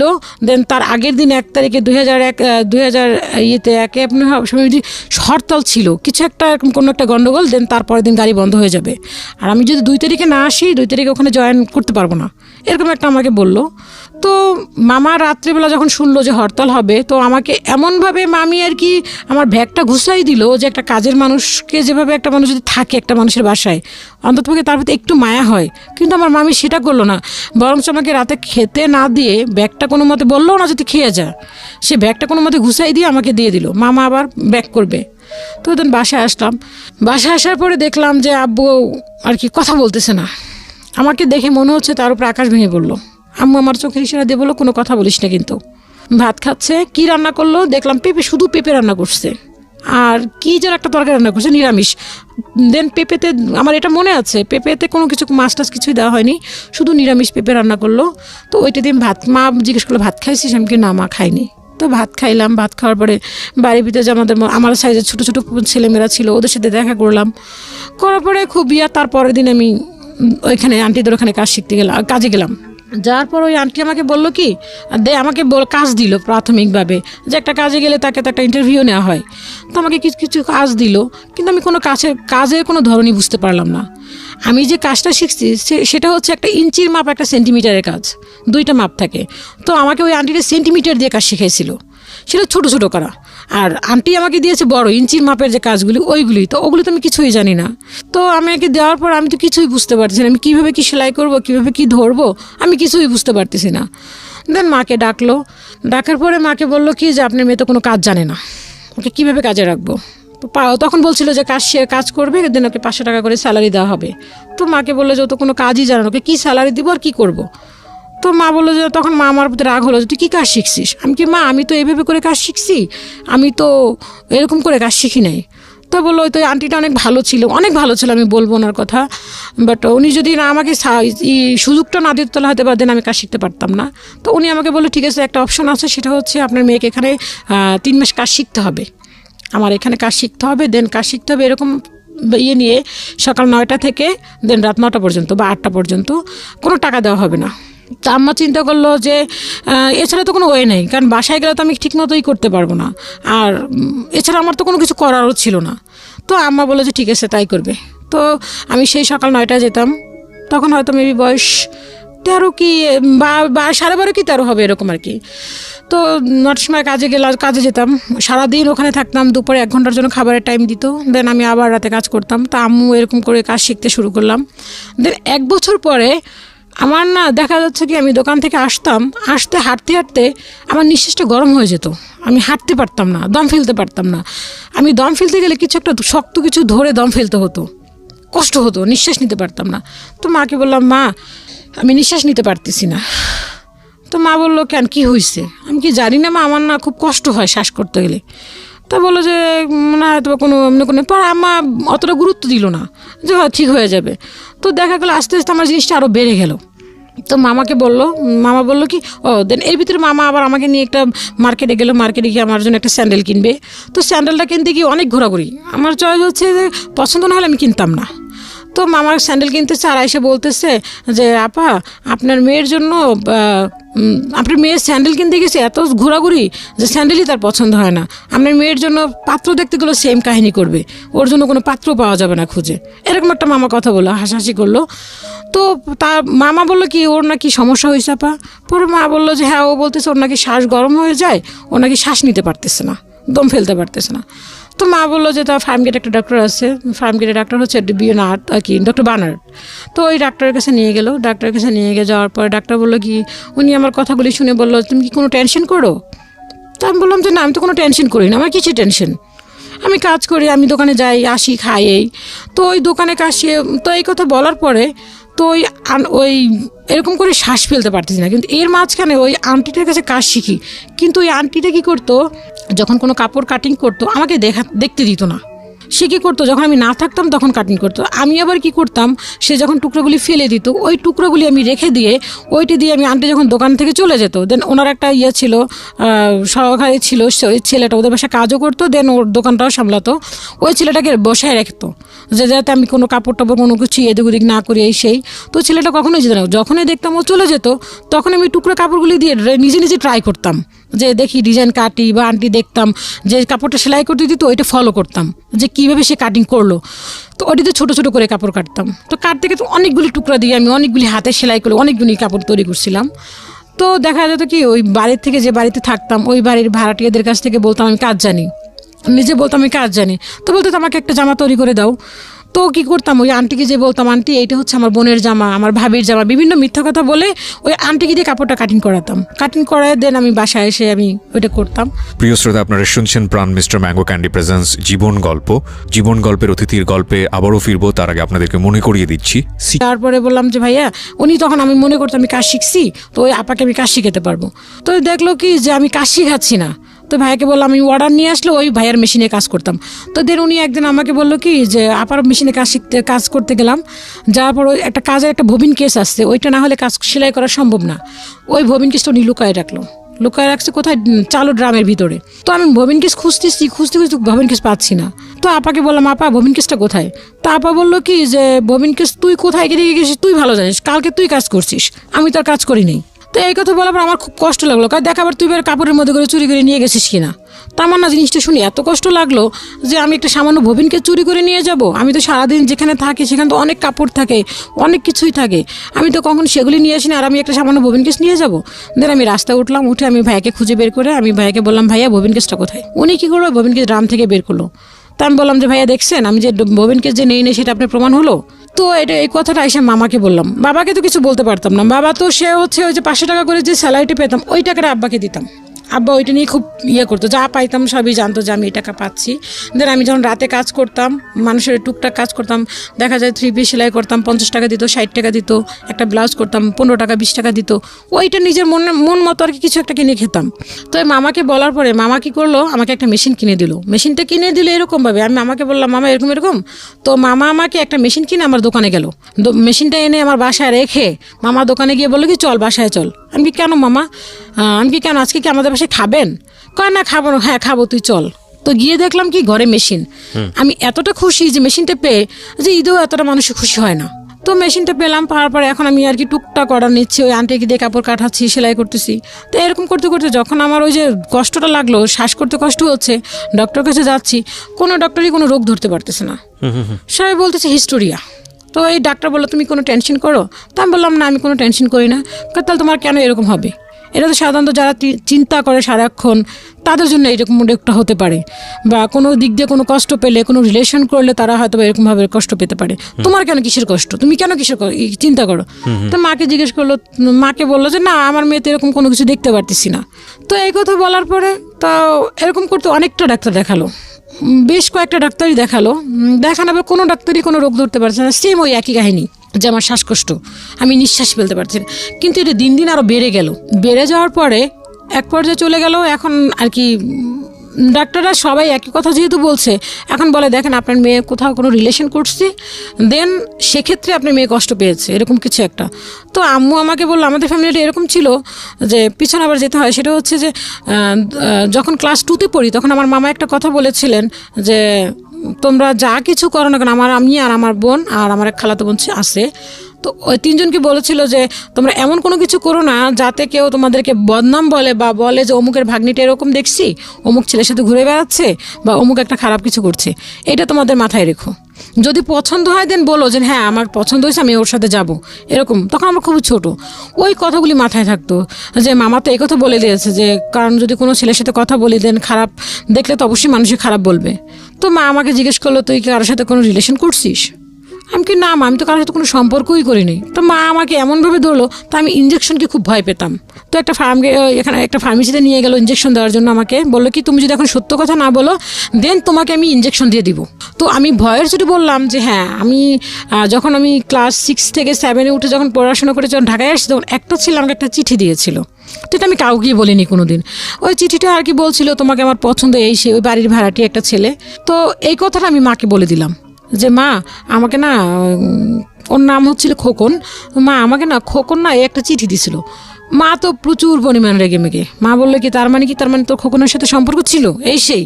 তো মামাকে আমার এক আম্মুর চাচতো ভাই ছিল আর কি বাড়ির পাশে, তো ওনাকে বললো, উনি চিনতো ভালো করে, তো বললো যে এই ব্যাপার, ওর কারণে মনে হয় এই হয়েছে। দেখা গেল যে না ওটাও কোনো কিছু না। দেন এখন এই জিনিসটা রোগটা এতটা বেড়ে গেল যে আমি আসলে কি যে কাজ করবো কি, কাজই করতে পারতেছি না। আর এটা উঠলে যখন আমি নিঃশ্বাসটা নিতে পারতাম না, দেখা যায় 4টা যে ছেলে আমাকে ধরে রাখতে পারতো না। এতটা শক্তি কোত্থেকে আসতো একমাত্র উপরালে ভালো জানেন। যখন দমটা ফেলতাম তখন আমার শরীরের কোনো শক্তি থাকতো না। তো বা এইটা নিয়ে তার কোনো ইয়েই ছিল না যে আমার মেয়েটা অসুস্থ, যে ওর এরকম হচ্ছে, তার ওরকম কোনো ইয়েই ছিল না। সে নিজের মতো করে চলছে, খাচ্ছে, এরকম। তো একদিন এরকম আমি খুবই অসুস্থ, এরকম একটা পর্যায়ে আমাকে দোয়া টোয়া পরে ফুটে দিয়ে আমাকে আর কি যে অ্যাকচুয়ালি মারা যাবে এরকম একটা অবস্থা। ঘরে টিভি ছাড়া, মামা বড় মামাও আসছে যে দেখতেছে খুব সিরিয়াস অবস্থা, ঘরে টিভি ছাড়া। আমি ঘরে শুয়ে শুয়ে আর কি কথা বলতে পারতেছি না, শুধু চোখ দিয়ে পানি পড়তেছে, কিন্তু আমি কাউকে বোঝাতে পারতেছি না। সবাই মনে করতেছে হয়তো ওর উপরে জিন আছে বা কোনো কিছু আছে সাথে বা কোনো ভূতে ধরছে, এরকম একটা সবাই এরকম মানে করতেছে। কেউ যখন উঠে আমার এই নিঃশ্বাসটা বন্ধ করতে যখন হয়, কেউ আমাকে জুতা শোনাচ্ছে, কেউ হলুদ পুড়ে নাকের সামনে ধরতেছে, কেউ আমার কেন আঙুল চিপে ধরতেছে, কেউ নাক চিপে ধরতেছে, আর কি যে যেটা পারতেছে সেটাই করতেছে।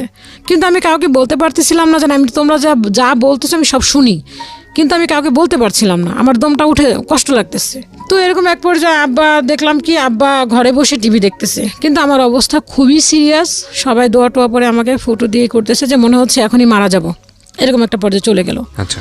তো আব্বা পরে বাসার ভাড়াটিয়াটা বললো যে আপনি কি মানুষ, মেয়েটা মরার পর্যায়ে চলে গেছে আর আপনি মাঝখানে বসে টিভি দেখতেছেন, আপনি কি মানুষের মধ্যে পড়েন? আব্বা কী করলো, টিভিটা বন্ধ করে দিয়ে সে চলে গেল। সে কি করলো, পাশের রুমে গিয়ে আবার টিভি দেখা শুরু করলো। আমি যে ওখানে বসে এই অবস্থা, এটা সে কখনোই ফলো করলো না। তো আমার বড় মামার চোখে, আমার নানু মারা গেছে, আমার বড় মামা কান্না করে নেই, কিন্তু আমার অবস্থা দেখে আমার বড় মামা কাঁদতে কাঁদতে বের হয়ে যাচ্ছে বাসা থেকে। তখন আমার ছোটো মামা ঢুকতেছে যে কি দেখতে যাচ্ছিস, লাশ দেখতে যাচ্ছিস, যাই দেখ মেয়েটার অবস্থা। আর ওর বাপে টিভি দেখতেছে পাশে বসে বসে, ওর বাপে কোন। তো আমার কাছে তখন মনে হচ্ছিল আমি একটা তরমুজ খাবো, আমার মনে একটা হলো। ঠিক তখনই মামা একটা তরমুজ নিয়েই আসছে আর কি, মনের একটা হলো যে খেতে পারতাম, কাউকে বলতে পারতেছিলাম না, বাট মনের একটা ইচ্ছা ছিল। মামা নিয়ে আসলো, আসার পরে মাকে বললাম ইশারা দিয়ে, মা আমি খাবো। তো মা এরকমভাবেই করলো, কেটে দিল। তো ডাক্তার আমাকে অনেক ডাক্তার দেখালো, ডাক্তার বললো যে ওর জন্য এখন ট্রিটমেন্ট হচ্ছে যে ওকে ঘুমের ঔষধ। আচ্ছা। ওকে যদি আপনি জাগায় রাখেন তাহলে ও এরকম অবস্থা হয়ে যাবে, যদি ওকে ঘুমের ভিতরে রাখেন দেন তাহলে ও ভালো থাকবে। তো আমাকে এরকম করে আম্মু সকালবেলা আর কি ওষুধ দিয়ে ঘুম পাড়ায় রেখে যেত, দেন আম্মু দুপুরে আসতো, এসে আম্মু আমাকে গোসল করাইতো, খাওয়াইতো, আবার দেন আমি ঘুমাই যেতাম। কিন্তু আমার সামনে কে আসলো, কিন্তু কানে শুনতাম, কে আমার সামনে আসলো কে গেল এটা আমি কখনোই চিন্তা করতে পারিনি। মনে হচ্ছে একটা অ্যাবনর্মাল টাইপের একটা মানুষ হয়ে গেছিলাম। তো এরকম করতে করতে যে যা বলতো তাই আম্মা ট্রিটমেন্ট করতো। ওই যদি কোনো একটা বাদ যদি এসে বলতো যে হ্যাঁ তোমার মেয়ে এ হয়েছে, তোমার মেয়েকে ভালো করতে পারবো, আম্মু তাই করতো আর কি। যদি বলতো যে এইটা করতে পারলে তোমার মেয়ে ভালো হবে, আম্মু সেটাই করতো। তো কী কারণে রোগটা ভালো হয়েছে আল্লাহ ভালো জানে, আল্লাহর কাছে তার শুক্রিয়া আদায় করি যে ভালো হয়ে গেছে। তো এরকম এক পর্যায়ে আব্বু আর কি আমার তখন আর কি ওইখান থেকে ওই আন্টি উনি লন্ডনে চলে যাবে, তো আমি অসুস্থ অবস্থায় আন্টি আমাকে ছুটি দিল। তো আন্টি বলে যে ও সুস্থ হয়ে আসুক তারপরে দিন আমি নিব। তো আন্টি আসলো আমাকে দেখতে, এসে দেখে যে আমি বিছানায় শোয়া। তো আন্টি বলে যে আমি তো এখন লন্ডন যাব, আমার তো এখন ওকে দরকার, ও কি এখন কাজ করতে পারবে? তো আমি যদি ওখান থেকে চাকরিটা চলে যায় তাহলে তো আমি খাবো কি, আমার আব্বাকে তো আমাকে টাকা দিতে হবে। তো আমি আবার ওইখান থেকে আস্তে আস্তে করে গেলাম। পরে যাওয়ার পরে ওনার মেয়ে ছিল, ওই আন্টিটার মেয়ে ছিল যথেষ্ট পরিমাণ রাগী, ওনার মেয়ে যা বলতেন তাই। তো ওইখানে গেলাম, ওই আপুটার সাথে মিললো না আমার। আচ্ছা, হ্যাঁ, ওই আপুটা যথেষ্ট পরিমাণ রাগী এবং খুব বদমেজাজি টাইপের একটা মেয়ে। ওকে। তো ওইখানে কাজ করলাম, কয়েকদিন কাজ করার পর ওনার সাথে আমার সাথে খুব আর কি রাগারাগি হলো। তো রাগারাগি হওয়ার পর ওনার কাছ থেকে, আমিও তো ছোট ছিলাম, খুব রাগান্বিতও ছিলাম আমিও। তো আমি ওনার কাছ থেকে চলে আসলাম। চলে আসার পরে এখন আমি কি করব, এখন তো আমাকে একটা কাজ খুঁজতে হবে। ওখান থেকে যে আমি কাজ শিখছি, আমি ভয়ে বেরোচ্ছি না যে আমি যে কাজটা শিখছি, কিন্তু আমি ওখান থেকেও কাজ করতাম, দেন বাসায় এসেও আবার টুকটাক কাজ করতাম মেশিনে। দেখা যায় 9টা পর্যন্ত এসে আবার 10টা পরে কাজ করতাম, রাত 2টা 3টা পর্যন্ত করতাম, করে আবার ঘুমাইতাম, সকালে উঠে আবার যেতাম, এরকম আর কি একটা ইয়ে ছিল আমার। তো ওখান থেকে বের হবো ভাবতেছি কোথায় যাব, কি কার কাছে যাব, আর এই কাজটা আমার ভালো কি না খারাপ, আমি কি করে কাজ করব। একা একা চিন্তা করতে করতে একটা টেলার আবার যোগাযোগ করলাম যে ভাই আমাকে কাজে নিবেন। তা ওই এলাকাতেই ছিল। তো এখানে যাওয়ার পরে বললো যে আপনি কি সব কাজ জানেন? আমি টুকটাক বললাম হ্যাঁ আমি সব কাজ জানি। তো ওরা আমাকে নিল, নেওয়ার পর আমাকে 1000 টাকা স্যালারি ধরলো। তো 1000 টাকা স্যালারি ধরার পরে আমাকে বললো প্রোডাকশনে কাজ করতে হবে, যত পিস কাজ করবেন দেন তত পিস টাকা হবে। তো আমি বললাম যে এটা তো আমি কখনো করি নেই, ঠিক আছে করে দেখি, ট্রাই করে দেখি। তো আমি করলাম, কয়েকদিন করার পরে দেখলো যে না আমি টুকটাক করতে পারতেছি, অত যে আহামরি করতে পারতেছি তা না। তো করলাম, করার পর ওখানে দেখলাম যে আর কি কাজের প্রত্যেকটা কাজের ক্ষেত্রেই তো একটা মানুষের ভালো মন্দ থাকে। তো দেখলাম ওখানে ভালোটা দেখা যায়, একটা কাজ করলাম ভালো না হলেও খারাপ হলে দেখা যায় বেশি ওইটাকে মেশিন করতো, প্রাধান্য দিত যে হ্যাঁ আমি ভালো কাজ করতেছি না এই সেই। তো ওইখান থেকেও চলে আসলাম। চলে আসার পর এখন চিন্তা করতেছি কি করব। তো একদিন একটা লোক বললো যে তুমি ওই একটা কারখানায় ঢুকলে তোমাকে প্রতি মাসে 2000 টাকা স্যালারি দিবে, ওকে, তুমি কি ওখানে করবা? তখন আমি চিন্তা করলাম 2000 টাকা স্যালারি, তার মানে অনেক টাকা। আমার কাছে মনে হয় 2000 টাকা মানে অনেক টাকা। আমি মহা খুশি। 2000 টাকা মানে তাহলে আব্বাকে আমি 1000 টাকা দিয়ে 1500 টাকা দিব, 500 টাকা করে আমি রেখে দেবো। আমি এটা চিন্তা করলাম। ওকে। তো ওইখানে কোনো কারণে হয়নি। তা আম্মা আমাকে দিল না, যে ছেলে মানুষ, ওখানে কারখানা, ওখানে অনেক ছেলে মানুষ থাকবে, কি না কি হবে, যাওয়ার দরকার নেই, এত বেশি টাকার দরকার নেই, তুই যেখানে আসিস সেখানেই থাক। তো ওখানে আবার রয়ে গেলাম। ওখানে মহিলা ছিল, আপুটা আসতো সবসময়, দোকানে বসতো, কাজ করতো, ফলো আপ করতো। তো এরকম করে ওখান থেকে এক পর্যায়ে ওখান থেকে চলে আসলাম। চলে আসার পরে এখন আমি চিন্তা করলাম যে না আমি তো এখন মোটামুটি কাজ জানি, রাইট, হ্যাঁ এখন আমি ঘরে টুকটাক করতে পারি। এদের ভিতরে এক আন্টি আবার আমাকে কিছু বিভিন্ন আর কি একটা আন্টি বললো যে ওই মেয়েটা ভালো কাজ জানে। তো আন্টি আমাকে ট্রায়ালের জন্য কিছু কাজ দিল। দেওয়ার পর দেখা যাচ্ছে আমি জবও করতাম, দেন ওই আন্টিদের কিছু বাসায় বাসায় গিয়ে কাজও আনতাম, এনে বাসায় কাজ করে আবার দিতাম। ওইটা আমার একটা এক্সট্রা ইনকাম ছিল। ওকে। তো ওরকম করে করতাম, করতে করতে আব্বু আমাকে তখন আর কি এই আব্বু হেল্প করা শুরু করলো আমাকে। দেখা যাচ্ছে যে আমি কাজ করে আসছি, আমাকে ওই মেশিনের কিছু কাজ যদি হেল্প করা লাগতো সে আমাকে হেল্প করতো, হাতে কাজ টাজ করা লাগলে হেল্প করে দিত। তখন আর মুভমেন্টটা তার চেঞ্জ হয়ে গেল। দেন এরকম করতে করতে দেখা গেল যে আব্বু ওই আম্মুর সাথে টর্চারিংটা কমলো না। দেখা গেল তেল দিত হিসাব করে, চাল দিত হিসাব করে। তা আম্মু কী করতো, যতটুকু ইনকাম করতো তো দেখা যাচ্ছে যে যতটুকু তেল হিসেব করে দিত ওইটুকু তো হতো না। তা আম্মু যে ইনকাম করতো ওই টাকা দিয়ে আব্বুকে সব টাকা দিয়ে কিছু টাকা রেখে দিত। ওই টাকা দিয়ে আম্মু আবার তেল কিনে আম্মু আবার ওখানে পোড়াইতো। তো এরকম এক পর্যায়ে করতে করতে আমি একটা দোকানে ঢুকলাম যে আমি কাপড় কাটিং করতে পারি, যাকে বলে কাটিং মাস্টার। ওকে। তো কাটিং মাস্টার বেতন হবে কত, বললো যে বেতন হবে তোমার 3000 টাকা। আচ্ছা, হ্যাঁ। তো 3000 টাকা, কিন্তু ওখানে অপশন হচ্ছে কাটিংও করতে হবে, দেন সেলাইও করতে হবে, দুইটাই করতে হবে। তা আমি বললাম যে হ্যাঁ আমি করবো, সমস্যা নেই। তো ওইখানে বললো যে ঠিক আছে। ঢুকলাম 3500, তখন 3000 টাকা ঢুকলাম। আমি বললাম যে পরে কিছুদিন পরে বললাম যে না আপু আমাকে একটু বাড়াই দিতে হবে। তখন আমাকে 500 টাকা বাড়ালো। বাড়ানোর পরে ওই আপুটার আসলে দোকানটা ভালো করে চলতো না, কারণ আমি তো যেটা সত্য কথা তখন তো ভালো করে যে কাজ জানতাম না, একটা কাস্টমারকে কীভাবে হ্যান্ডেল করবো ওভাবে ভালো আমি করতে পারতাম, ভয় পেতাম যে আল্লাহ কাজটা ভালো হচ্ছে না খারাপ হচ্ছে, আমাকে কাস্টমারকে কমপ্লেন করবে, এইটা চিন্তা করতাম। ভালো করে পারতাম না আর কি। তারপর সাহস করতাম যে না আমাকে এটা করতে হবে। তো আপু আমাকে এক সময় বললো কি যে দেখো দোকানটা তো চলছে না, দোকানটা তোমার, তুমি একটা কাজ করো, তুমি দোকানটা কিনে নাও। দোকানটার দাম ছিল 60,000 টাকা আর কি, সব কিছু নিয়ে 60,000 টাকা আমাকে দিতে হবে। তো আমি বললাম আপু, তখন আমার চিন্তা যে আমি তো কাজই মনে মনে ভাবলাম, আমি ওনাকে বললাম না, আমি তো ভালো করে কাজই জানি না, আমি 60,000 টাকা নিয়ে দোকান ভাড়া কিভাবে দিব, দোকান ভাড়া গল্প এটা। হ্যাঁ হ্যাঁ আমি তো মানে আপনার জন্য এই 60,000 টাকার হিসাব কত সালের এটা? এটা হচ্ছে আপনার 2005-এ। 2005। হ্যাঁ, ও সরি, এর মাঝখানে আমি কথা ফেলে এসেছি। সেটা হচ্ছে এই পর্বটার আগে হচ্ছে, সেটা হচ্ছে যখন আব্বু আর কি আমি কাজ করা শুরু করলাম, তো আব্বুকে দেখলাম কি সারাক্ষণই ঘরের ভিতরে এসে দেখতাম ওই টর্চারিংটা। আম্মুকে মারতো বা আম্মু দেখা যাচ্ছে যে রাতে ভাত খেত, লাইট অফ করে ভাত খেত, সকালে কোনো শব্দ করতে পারতো না। আম্মু যে সকালে অফিসে যাবে, এদিন আম্মা এর মাঝখানে আবার আম্মা একটি স্কুলে জব হলো, তো আম্মু সকালে যে ভোরবেলা রান্না করে রেখে যেতে হবে, আম্মু কোনো শব্দ করতো না। আর কি মনে হচ্ছে যে ঘরে পিঁপড়া আওয়াজ করতে পারবে, দেন আম্মু আওয়াজ করতো না, এরকম একটা পর্যায়ে। তো এক পর্যায়ে এরকম একটা করতে করতে টর্চারিং করতে করতে আমি আম্মুকে একসময় বললাম যে মা একটা কাজ করো, আমার না ভালো লাগে না, আমি সারাদিন কাজ করে আইসা যদি দেখি এরকমভাবে আব্বা গ্যাঞ্জাম করতেছে, ভালো লাগে না, তুমি একটা কাজ করো, আমরা আলাদা হয়ে যাই। তা আমি কয়েকবার চেষ্টা করছি যে আলাদা হয়ে যাব, কয়েকবার বের হয়ে গেছি। একবার বের হয়ে গিয়ে একটা মেয়ের সাথে কথা বলছি যে আমি চলে যাব, থাকবো না। তো মামা বললো কি যে না তুই কই যাবি। আমার মামা আমাকে সবসময় সাপোর্ট দিত, আর এই কাজের পিছনে সবচেয়ে বেশি সাপোর্ট হচ্ছে আমার মামার, সব থেকে অবদান মা এবং মামা। তো মামা বললো যে ঠিক আছে তুই কই যাবি। তো মা আব্বা এরকম করতে করতে আম্মা বললো যে ঠিক আছে তাহলে আমরা আলাদা হয়ে যাব, আমরা থাকবো না এখানে। প্রিয় শ্রোতা, আপনার দোকান থেকে আসার পরে আব্বা কি করলো, সামান্য একটা গামছা, যে আব্বুর কোনো কিছু আমরা ধরতে পারতাম না, যে একটা সন্তানে যে তার বাবার জিনিসপত্র ধরবে ওইটা কখনো ধরতে পারতাম না। আর কখনো বলতে পারতাম না আব্বা এই জিনিসটা খাবো, আমাদেরকে এই জিনিসটা কিনে দাও, কখনোই বলতে পারতাম না মুখ ফুটে। তো বললো কি যে আমি আসছি বাসায়, আসার পরে শুনি কি ঘরের ভিতরে গ্যাঞ্জাম চিল্লাচিল্লি হচ্ছে। আব্বা খাওয়া দাওয়া করে খাটে শুয়ে আছে, আম্মু খাবার দিচ্ছে, আমরা খাচ্ছি নিচে বসে, ভাই দুইটা খাচ্ছে, আমিও খাচ্ছি। আপু তো গ্রামে থাকি, আপু গ্রামে বসেই, তখন আপুর বিয়ে হয়ে গেছে, তখন আপুর 2003 সালে বিয়ে হয়ে গেছে, আপু গ্রামে শ্বশুরবাড়িতে থাকে, তখন আমি আমার দুই ভাই। তো খাওয়ার পরে আমি নিচে বসে খাচ্ছি, খাওয়ার পরে আমি বললাম মা, আব্বু বকাবাজি করতেছে আম্মুকে, আম্মু চুপ করে আছে, চুপচাপ একদম। আর এক মামা ছিল, তো আম্মু বললো কি যে তুই ভাত খা, তাড়াতাড়ি ভাত খেয়ে শুয়ে পড়, লাইট অফ করতে হবে। তো আমি বললাম আম্মা একটা কাজ করো, গামছা খুঁজে পাচ্ছে না। গামছা খুঁজে না পাওয়ার পর আমি আম্মার বললাম যে আম্মা তোমার না বলছি যে তুমি আলাদা হয়ে যাই, আমরা যারটা তার কেউ ধরবে না, আর কোনো জ্ঞানদাম সৃষ্টি হবে না। আমি এই কথাটা বলতে পারি, আমি এক লোকমা ভাত মুখে দিছি, দেন আব্বু পিছনে খাট থেকে বসে আমাকে এমনভাবে লাথি মারলো, আমার ভাতের প্লেটটা ছুটে গিয়ে অন্য একটা জায়গায় পড়লো, আর আমাকে ভাত মুখেরটাও পড়ে গেল। পড়ে যাওয়ার পর আমি তখন একটা বকা দিছিলাম আব্বুকে, যে তখন আমি এই বকাটা ছিলাম যে আচ্ছা তোকে আমি দেখিয়ে ছাড়বো। বাবাকে বলেছিলেন? হ্যাঁ, তখন আমি এই জীবনে আমার মা এবং বাবাকে, মাকে তো কোনোদিন কথাই বলিনি, বাট বাবাকে এই জীবনে ফার্স্ট টাইম, বাবার চোখের দিকে তাকে কথা বলতে পারতাম না, তো ঘর থেকে বের হয়ে গিয়ে এই কথাটা বলছি যে আচ্ছা তুই সারা জীবন আমাদেরকে জ্বালাইছিস, আজকে তোরে দেখাই ছাড়বো, তুই আর একটা মার দে আমাকে।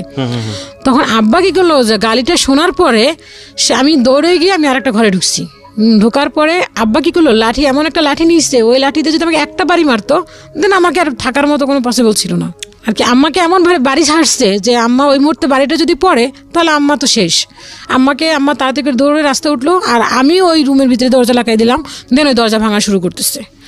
দরজা ভাঙতেছে, ভাঙার পরে এখন ওই দরজা ভাঙতে পারছেন, পরে ওই যে ওই রুমের যে ওনার লোক হাজব্যান্ড ছিল, উনি সামনে এসে খালো আপনি এটা কী করতেছেন, আপনি কেন আমার রুমের দরজা ভাঙতেছেন।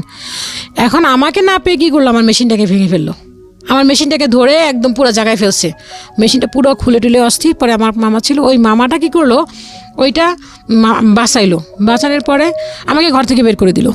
দেওয়ার পরে আমি কি করলাম, ওই রাত ওই বাসায় ছিলাম, ওই ফ্লোরে শোয়া, ওদের বিছানা আর কি একটা কাঁথা দিল আমাকে, তো ফ্লোরে শুয়ে রইলাম। শুয়ে থাকার পরে সকালে উঠলাম, উঠার পরে মনে হলো যে আমি ভাবলাম আমার এতটা কষ্ট লাগলো যে সারাদিন আমি আমি কষ্ট করে আসি, তারপরে কেন এত অশান্তি। তুমি টাকা চাইছো, তুমি ছোটোবেলা থেকে টাকা চাইছো, টাকা দিচ্ছি তোমাকে, আমি যতটুকু ইনকাম করি সবই তোমাকে দিই, আর আমি সারা রাত ধরে যেটা কাজ করি সেইটাই আমি নিজে খরচ করি, টুকটাক যেটুকু পাই, অনেক পরিশ্রম করি। তুমি টাকার জন্য যত কিছু করলাম, মা টাকা দিচ্ছে, আমি টাকা দিচ্ছি, তারপর তুমি কেন এত অশান্তি করবা, তোমার অশান্তিটা কিসের। তো কষ্ট লাগলো, তো আমি একটা সমিতি করছিলাম, 200 টাকা করে রাখতাম, ওইখান থেকে কিছু টাকা পাইছিলাম, 6 থেকে 7 হাজার টাকা পাইছিলাম। ওই টাকাটা ছোটো মামাকে দেওয়ার কথা ছিল, ওই টাকাটা মামা ব্যাংকে রেখে দেবে, আমার জন্য একটা ডিপিএস করছিল, তো মামাকে টাকাটা দেওয়ার জন্য আমি রেখে দিয়েছিলাম। তো ওই টাকাটা নিয়ে আমি কী করলাম, আমি আর থাকবো না, আমি আব্বার কাছে আর থাকবোই না, আমি বাসা থেকে বেরিয়ে হয়ে যাবো এখন। তো বের হয়ে গেলাম, বের হয়ে গিয়ে আমি একটা পাশের বাড়িতে, ওখানে মেবি মনে করেন 18টা না 20টা ঘর ছিল, তো ওই বাড়িতে আমি একটা রুম রাখলাম, রুম রেখে 1800 টাকা ভাড়া ছিল রুমটার। তো রাখলাম, আমি তখন মা ছিল না বাসায়, মা তো চলে গেল অফিসে সকালবেলা। আমি এইটা কাজ করলাম, আমি দোকানে আর গেলাম না, না গিয়ে আমি এই কাজগুলি করলাম, আমি আর থাকবোই না। আমার কথা হচ্ছে আমি থাকবো না, আমি দেখতে দেখতে এখন অতিষ্ঠ হয়ে গেছি, আমার পক্ষে আর সম্ভব না, আমি ইনকাম করে খাই, তাহলে আমি কেন তার কাছে থাকবো। তো এরকম করে করতে করতে পরে লাস্ট মোমেন্টে আমি চলে গেলাম, আব্বাও তখন কাজে চলে গেল। যাওয়ার পরে আব্বা আসলো, সে যে কাজে গেল, কাজে থেকে কাজ করলো না, সে চলে আসলো বাসায় চলে এসে সে কি করলো, আমি তো জাস্ট আমি চলে গেলাম, আমি রুম রাখছি, জাস্ট বলে আসছি, আমি অ্যাডভান্স টাকা দেইনি, জাস্ট আমি কথা বলে আসছি। আব্বা এসে কী করলো, আমার ঘরের যে কাপড় চোপড় যাচ্ছিল, আমি নিজের টাকাতে যেটুকু কেনাকাটা করছি, আর ওই জিনিসগুলি ঘরে কোনো কিছু কিনতো না, সে বলতো আমার ঘরে কিছু লাগবে না। বলতাম যে না আব্বা, একটা গ্লাস কিনি, একটা কিনি, মানুষ আসলে কি বলবে, ঘরে তো একটা পরিবেশ দরকার আছে, আমার কোনো কিছু দরকার নেই। তো আমি কিছু টাকা জমাইয়া মামাকে দিয়ে জিনিসগুলি কেনাইতাম, যে একটা মানুষ আসলেও তো আমাকে একটা এক গ্লাস পানি দেওয়ার জন্য একটা গ্লাস প্রয়োজন আছে আমার। তো ওই জিনিসগুলি আব্বা আমাকে দিয়ে দিল। আমি বললাম যে এই জিনিসগুলি আমার, সে আর কিছু বললো না, ওই জিনিসগুলি নিয়ে আমাকে বের করলো। দেন আমি একটা বিছানার চাদর কিনছিলাম। তো বিছানার চাদরটা কেনার পরে আমি যে আব্বা যে একটা চাদর কিনছিল, আমার বড় আপু আসার পরে ওই চাদরটা কেনার পর আপু যে চাদরটা কিনছিল আব্বুর টাকা দিয়ে, ওই চাদরটা তখন বিছানো ছিল, খাটে বিছানো ছিল। আর যে আমি যে একটা নতুন চাদর কিনছি, চাদরটা ছিঁড়ে গেছিলো আর কি, হালকা পাতলা ছিঁড়ে গেছিলো। তো ওই আমি নতুন চাদরটা যখন নিয়ে আমার কাপড় চোপড় ভাঁজ করার জন্য আমি গিট্টু দিব, তখন আমার ভাই দুটাকে বলতেছে ওই চাদর রাখ। তা আমি বললাম কেন ওই চাদর বলছো, তো আমি নিজে কিনছি, আমি সামনে দাঁড়ায়। তো বললো যে ওই চাদর, সরি মাঝখানে আমার কাপড় চোপড় নিতে দিবে না, আমার কিচ্ছু নিতে দিবে না, ঘরের সব কিছু রেখে দিবে। তো আমি বললাম এগুলি আমার জিনিস কেনা, আমি কেন আপনি এগুলি রেখে দিবেন। তখন আবার আমাকে মারতে আসতেছে। তখন ওই বাড়ির ভিতরে একটা ছেলে ছিল, ওই ছেলেটা আমাকে পছন্দ করতো, বাট আমি জানতাম না। তো ওই ছেলেটা আমাকে এমনভাবে গাইড দিচ্ছিল, এলাকার মাস্তান টাইপের একটু ছিল, ওকে মনে করেন বিভিন্ন পুলিশ আর্মি র্যাব এগুলি ধরতো। তো ও খুব শেল্টার দিল আমাকে। তখন দরজার সামনে দাঁড়িয়ে বললো আপনি কোনো কথা বলবেন না, ওর জিনিসপত্র নিয়ে যাবে। তো নিয়ে যাওয়াতে ওই তখন চাদরটা আমার বললো যে এই চাদরে ঘুমাইছে না, এই চাদর কেন নিবে, এই চাদর নিয়ে যাবে, এইটা নিয়ে যাবে, এটাও ঘুমাইছে না, এটা ওর চাদর না, ঘুমাইয়া শীর্ষে কেন। তো আমি আর কিছু বললাম না, আমি ওই চাদর নিয়ে ওইগুলি নিয়ে আমার আমি একটা পাতিল কিনছিলাম আর কিছু কাঁচের জিনিস কিনছিলাম, ওগুলি নিয়ে আমি চলে আসছি। আসার পরে বাইরে বের করে দিল, তো আমার সব কিছু বের করে দিল। তখন আমি কি করবো, তখন চিন্তা করলাম আমি কি করব, কোথায় যাবে, তো রুম তো রাখি না, একটা মেয়ে মানুষ একটা রুম রাখবো। তখন আমি চিন্তা করলাম একটা মেয়ে মানুষ রুম রাখবো, ওখানে আমি থাকবো কি করে, এতগুলি ভাড়াটি একটা মেয়ে মানুষ থাকা কি সম্ভব। তো ওই যে ছেলেটা আমাকে পছন্দ করতো, তো ও কি করলো, ওইগুলি নিয়ে সব ওর রুমে রাখলো। ওর রুমে রাখার পরে কি করলো, আমি তখন মা আসলো, মা আসার পরে বললাম যে মা এরকম আমার ঘর থেকে বের করে দিচ্ছে, আমি কি করব, আমি রুম রাখছি ওই বাড়িতে, ওখানে আমি থাকবো। তুই ওখানে থাকতে পারবি? তাই বলে আমি থাকতে পারবো, কোনো সমস্যা নেই। পরে গেলাম, তখন গেলাম ও বাড়িতে গিয়ে রুম রাখলাম, রাখার পর ওদের সাথে কথা বললাম। তখন আর কি যে আম্মুর যে আর ওই যে খাট একটা ছিল ঘরে, আর একটা যে সুকের ছিল, ওইটা দিয়েছিল ওই যে মামাটা আমাদের যে মামিটা অনেক করতো, আম্মুকে বলছিল জব দিবে, ওই মামা, ওই নানুর খাট, ওই নানুর সুকেস, এগুলি দিয়েছিল আম্মুকে। ওগুলি আম্মুর জিনিস, তাই আম্মুকে দিবে না। আম্মুর কোনো একটা শাড়ি দিল না, আম্মুর কোনো একটা কিচ্ছু দিল না, সব কিছু রেখে দিল আম্মুর, ভাইদের জিনিসপত্র দিল না। তো আমি একা গেলাম, আমি গিয়ে করলাম, তো আমার জিনিসপত্র যেগুলো ছিল সব কিছু নিয়ে গেলাম। আপনার প্ল্যান কি ছিল, আপনি বাসা থেকে বের হয়ে কোথায় যাবেন? বাসা থেকে গিয়ে প্ল্যান ছিল কি আমি এখানে থাকবো না, আমি রুম নিয়ে আমি একা থাকবো, যে কোনো জায়গায় চলে যাবো, বাট এখানে বাসায় না, আমি আর আব্বুর কাছে থাকবো না। আমার টার্গেট হচ্ছে যে আমি সারাদিন কাজ করি, উনি টাকা চাইছে, টাকা দিচ্ছি, বাট সে কেন এখন আমাকে এরকম ভাবেই করবে, মারবে কেন? আমি তো টাকা দেওয়ার কথা, এখন তো শান্তি হওয়ার দরকার। আমরা 4টা ভাই বোন, আমাদের সংসারটা সুখী হতে পারতো। 2টা ভাই বোন পড়াশোনা করছে, দিন তুমি টাকা চাচ্ছ, আমার তো পড়াশোনা তুমি বন্ধই করে দিচ্ছ। তো সেক্ষেত্রে তো তোমার এখানে এরকম মারধর করার তো কোনো কিছু নাই, আম্মু যা ইনকাম করে সবই তোমাকে দিচ্ছে, তুমি তো ওভাবে যে আমাদের যে ভালো খাবার দাবার তাও তো তুমি দিচ্ছ না আমাদেরকে। তুমি তো যদি একটা মুরগি আনতো, তো দেখা যাচ্ছে 1 মাস 2 মাস 6 মাস পরে একটা মুরগি আনতো এরকমভাবে, হ্যাঁ, তো দেখা যেত, তাও তো আমরা কখনো কমপ্লেন করতাম না যে আব্বা অমুকের ঘরে আনছে তুমি আনো না কেন, তাও কখনো তো কমপ্লেন করতাম না। যা দিতা তাই তো খেতাম, টাকা দিতাম, তাও তো ওরকমভাবেই সুখী ছিলাম। চাইছিলাম শান্তি, তুমি তো শান্তি দিচ্ছ না। তখন ভাই দুটো আমার সাথে চলে আসলো, আমাকে নামাই দিচ্ছে। এখন আম্মু তো আর আমাকে একা রাখতে পারে না, যেহেতু আমি একটা উপযুক্ত মেয়ে, সেক্ষেত্রে আম্মু কেন আমাকে একা রেখে চলে যাবে। আম্মু আমার সাথে চলে আসলো, আম্মু চলে আসার পর 2টা ভাইও চলে আসলো। রাতে ঘুমাতাম কি করে, কিছুই দিল না। শুধু ফ্লোরে আমার ভাইদের ব্যাগ ছিল, দেন আমার কিছু টুকরো কাপড় ছিল, জামা ছিল, ওগুলি মাথায় দিয়ে ঘুমাতাম। তো এক পর্যায়ে দেখা গেলো কোনো কিছুই দিচ্ছে না, আমাদের প্লেট গ্লেস আম্মু যেগুলি রাখছে ওগুলো কিছুই দিবে না। কী করলো ওই যে মামাটা, ওই মামাটাকে ডাকলাম, ডাকার পরে ওই মামা আসলো, আসার পরে ওই মামা সালিশি করলো, বললো যে তুই এগুলি আব্বুকে বলো তুমি এগুলি কেন রেখে দিচ্ছ, এগুলো তো আমি দিচ্ছি, এগুলি আমার মায়ের জিনিস, ওকে দিচ্ছি, তুমি এগুলি কেন রাখলো? কয় ওকে তো আমি যেতে বলি নাই। আমার আম্মুর কথা বলো, ওকে তো আমি যেতে বলি না, যেতে বলছি ওকে, ও চলে গেছে, ও কেন গেল, ও যাবে না, ও থাকবে, ও যাবে। হ্যাঁ, এই কথা বলার পর আম্মু বললো এটা কেমন, মামাটা বললো এটা কেমন কথা, যে তোমার এত বড় একটা উপযুক্ত মেয়েকে তুমি ঘর থেকে বের করে দিছো, তাহলে ও কোথায় যাবে, ও কোথায় থাকবে? তো এরকম এক পর্যায়ে দিলই না দেওয়াতে সে লাস্ট মোমেন্টে কী করলো, পরে মামা বললো যে তুমি যদি এগুলি না দাও, আব্বুর নাম ধরে বললো, তুমি যদি এগুলি না দাও তাহলে কিন্তু খুব খারাপ পর্যায়ে চলে যাবে, এগুলি সব কিছু দিতে হবে। তো মামা যখন হুমকি দিল, তো ওই মামারা ওই এলাকার স্থানীয় আর কি, অ্যাকচুয়ালি স্থানীয় মানে বাড়ি করছে, ওই ফার্মগেট এলাকাতে বাড়ি আছে ওনাদের। তো ওই হুমকির ভয়ে বললো কি যে ঠিক আছে। তখন আমার ছোট চাচা আমাদের ফার্নিচারগুলি যা ছিল একদম কড়াই থেকে ঢাকনা থেকে শুরু করে সব কিছু নিয়ে চলে গেল। আমাদের ঘরে ছিল শুধুমাত্র আপনার খাটটা ছিল, আর ওই সুকেশটা, যে আম্মার কাপড় চোপড়টি আর ভাইদের কাপড়টা আর খাট। তো খাটটার একটা পায়া নষ্ট হয়ে গেছিলো আর কি, সাইডের ইয়েটা, তো ওইটা আব্বু টাকা দিয়ে কিনে নিয়ে এসেছিল, টাকা দিয়ে কিনে নিয়ে এসে ওইটা আব্বু ঠিক করাইছিল, দেন সেইটা খুলে নিয়ে চলে গেছে, ঘরে কিচ্ছু রেখে যায়নি, খাটটা খোলা, কিছুই নেই ঘরে, একদম পুরো সেফ ফাঁকা, ওই আমার কাপড় চোপড়টি আসছে। প্রিয় শ্রোতা, আপনারা শুনছেন প্রাণ মিস্টার ম্যাঙ্গো ক্যান্ডি প্রেজেন্স জীবন গল্পের অতিথির গল্পে আবারও ফিরবো, তার আগে আপনাদেরকে মনে করিয়ে দিচ্ছি সিচুয়েশন যখন খুব কড়া, শুরু করলাম, সেখানে এখন আমার 4,000-4,500 টাকা স্যালারি আসে। তো এই টাকাটা দিয়ে আমি, মা এবং আমি দুজনেই শুরু করলাম। দেন মামা এর মাঝখানে বললো যে ঠিক আছে এখন তো চলে গেছে, তাহলে তোমাদের বাসা ভাড়াটা আমি দিচ্ছি। তো মা যতটুকু ইনকাম করতে লাগলো আর আমি যতটুকু ইনকাম করতে লাগলাম, সেটুকু দিয়ে আমরা দুজনে আর কি খরচ চালাচ্ছি। দেন ভাই দুইটা পড়াশোনা করছে বড় আপু গ্রামে।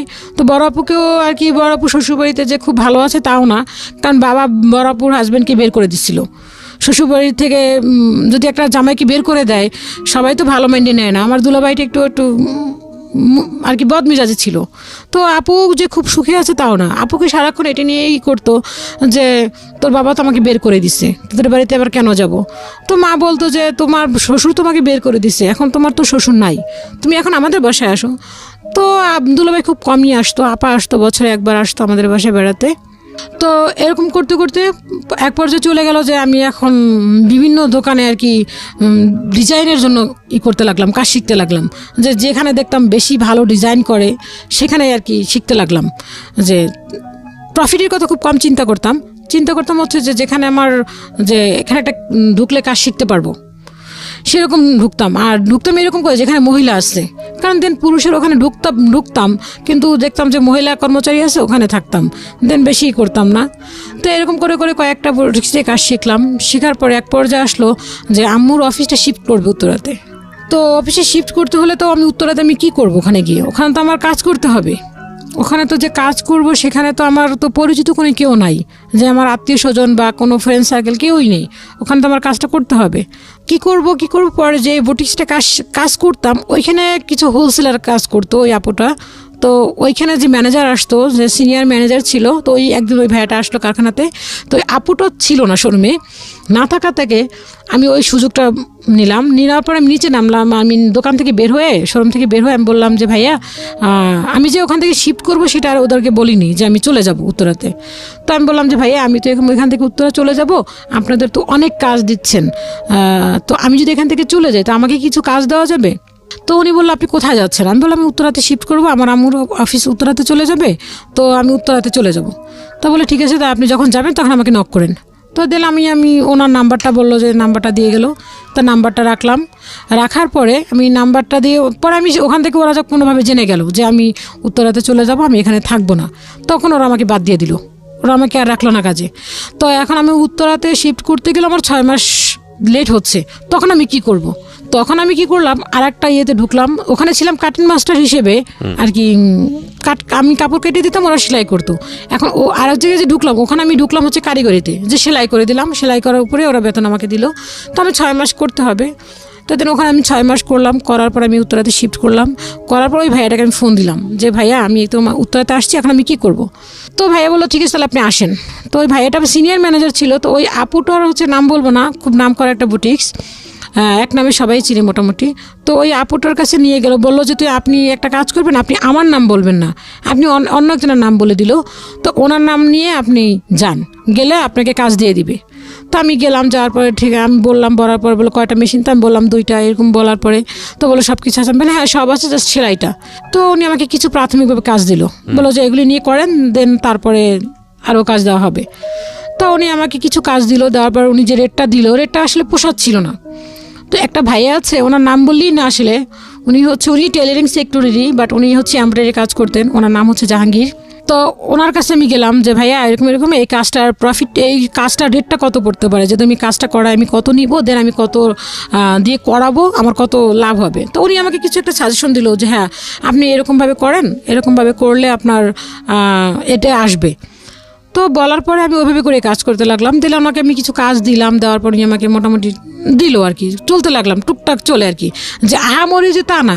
দেখা যাচ্ছে আমি 20,000 30,000 টাকার কাজ করতেছি, কিন্তু আমাকে উনি দিচ্ছেন 5,000 টাকা, 6,000 টাকা, 3,000 টাকা, 2,000 টাকা এরকম। তো তখন আমি ওই কাজটা, এতগুলি কাজ আমি তো করতে পারতাম না একা, তো 2টা কারিগর রাখলাম, ওদেরকে দিয়ে কিছু করাতাম, ওরা রাত 9টা পর্যন্ত থাকতো, আমি কাটতাম, সেলাই করতাম, সারা রাত ধরে কাজগুলি করতাম, আয়রন করতাম, প্যাকেট করতাম। দিন আমি ভোর 6টা বাজে আবার ওই কাজগুলি 2 হাত ধরে প্যাকেট একটা নিয়ে আমি আবার সেই ওখানে মালগুলি পৌঁছায় দিতাম। আমি কখনো একটা ভ্যাগ টানতাম না, হয়তো বা ফ্যামিলিটি এরকম ছিল, কিন্তু কখনো হাতে একটা কিছু থাকলে একটা নিজের কাছে লাগতো। তো তখন আমি এই চিন্তাটা করতাম না যে না আমি এই ভ্যাগ টানতেছি, এটা নিয়ে আমার কেউ কিছু বলবে, এটা চিন্তা করতাম না। তখন আমি কি করতাম যে ওই ব্যাগগুলি নিয়ে 2টা ব্যাগ হাতে নিয়ে আমি যেতাম, বাসে উঠতাম, বাসে উঠে আবার নামতাম, নেমে আমি আবার ওই ব্যাগগুলি নিয়ে আবার ওইখানে দিতাম মালগুলি। দেওয়ার পর এক পর্যায়ে গেল কি, ওখানে মাল দিই ঠিকই, ওনাদের খাতা দেখা যাচ্ছে 40, 50, 60,000 টাকা আমার হয়ে গেছে, কিন্তু উনি আমাকে দিচ্ছে 5,000 টাকা। তো ওই 5,000 টাকা আমি ওই এমব্রয়ডারি কাজওয়ালাকে দিব কি, দেন আমি কর্মচারীটাকে কি দিব। তো দেখা গেলো ওই টাকাগুলো নিয়ে এসে আমি ওই কর্মচারীকে বিদায় দিতাম, কারণ ওরা তো আমার কর্মচারী, ওদেরকে তো আমাকে দিতে হবে, আমি কি খাইবে নাকি সেটা তো ওরা দেখবে না, ওদেরকে আগে আমার পেড করতে হবে। দেন এগুলি দিতাম, দিতে দেখা যায় 500 টাকাও থাকতো, কোনোদিন 200 টাকাও থাকতো, কোনোদিন থাকতোই না। দেন বাসায় এক্সট্রা কিছু কাজ নিতাম, ওই টাকারও দিয়ে মোটমাট টুকটাক চলতাম। দেন বাসা বাড়া মামাই দিচ্ছেন, দিতে এক পর্যায়ে এখন মনে হলো যে আরেকটু কাজের ইয়েটা বাড়ানো দরকার।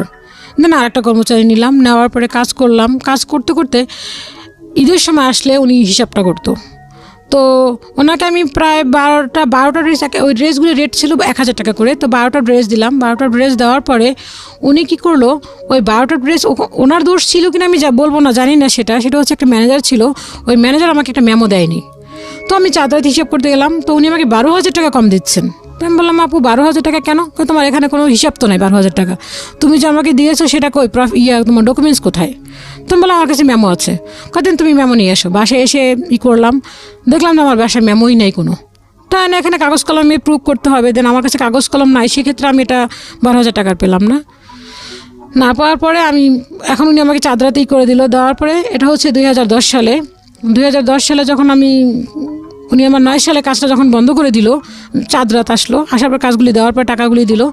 2010 সালে আমি ওনার কাছে গেলাম, যাওয়ার পরে বললাম আপা আমাকে কাজ দিবেন না? তো উনি আমাকে বললো কি যে এখন তো ঢাল সিজন, তুমি কিছুদিন পরে আসো।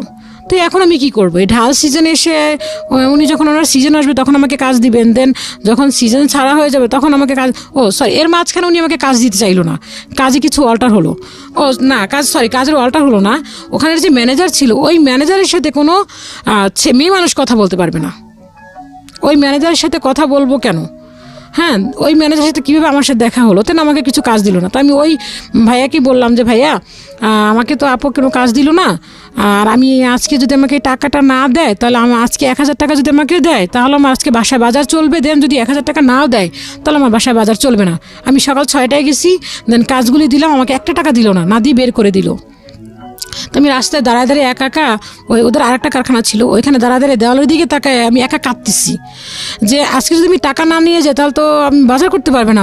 মাকে তো বলে আসছি যে মা আমি আজকে যাবো, টাকা দিলে দেন আমি বাজার করব। তো আমি রাস্তা দাঁড়ায় কাঁদতেছি, দুপুরে কোনো খাবার নাই। তো ওই যে জাহাঙ্গীর নামে যে লোকটা, ওনাকে আমি ফোন দিলাম যে জাহাঙ্গীর ভাই কি করবো, আমাকে তো টাকা দিচ্ছে না, একটা কাজ করেন আপনি দুপুরে খাইছেন? আমি কি না, তাহলে আসেন আমার কাছে আসেন। তা ওনার বাসায় গেলাম, যাওয়ার পর উনি কী করলো, উনি যে মেসে খাইতো, তো ওনারই এক আত্মীয় ওখানে লোক খাওয়াতো উনি, তো উনি কী করলো ভাত খান। তো আমি ভাত খাবো কি, আমার ভাত পেটে যাচ্ছে না।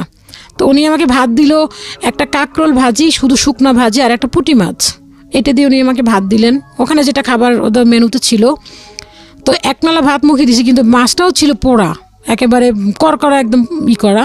তো একনালা ভাত মুখে দেওয়ার পরে ওই যে ভাইয়াটা যে ম্যানেজার, ওনাকে আমি ফোন দিছিলাম, তো উনি ফোনটা রিসিভ করে তখন আমাকে ফোন ব্যাক করলো। তা আমি বললাম যে ভাইয়া এরকমের উনি তো আমাকে কাজ দেয়নি আর আমাকে কোনো টাকাও দেয়নি, আমাকে অন্ততপক্ষে 1000 টাকাও যদি দিত আপা, তাহলে হয়তো আমি অনেক ভালো হতো আমার জন্য। তো উনি কী করলো, ঠিক আছে একটা আপনি আসেন, আসার পরে আপনাকে আসলে দেখি কি করা যায়। তা আমি গেলাম, যাওয়ার পরে উনি বললো যে একটা কাজ করেন, আপনি যান, যাই আপনাকে বলেন ওখানে যে ম্যানেজার ছিল, সেকেন্ড ম্যানেজার, ওকে গিয়ে বলেন যে টাকাটা দেওয়ার জন্য আর কিছু কাজ দেওয়ার জন্য। তো আমি গেলাম, যাওয়ার পরে বললাম কি যে ভাই আমাকে কিছু কাজ দেন, আমাকে এই দাদা পাঠাইছে কাজগুলো দেওয়ার নিতে, আপনি ওনাকে চিনেন কীভাবে?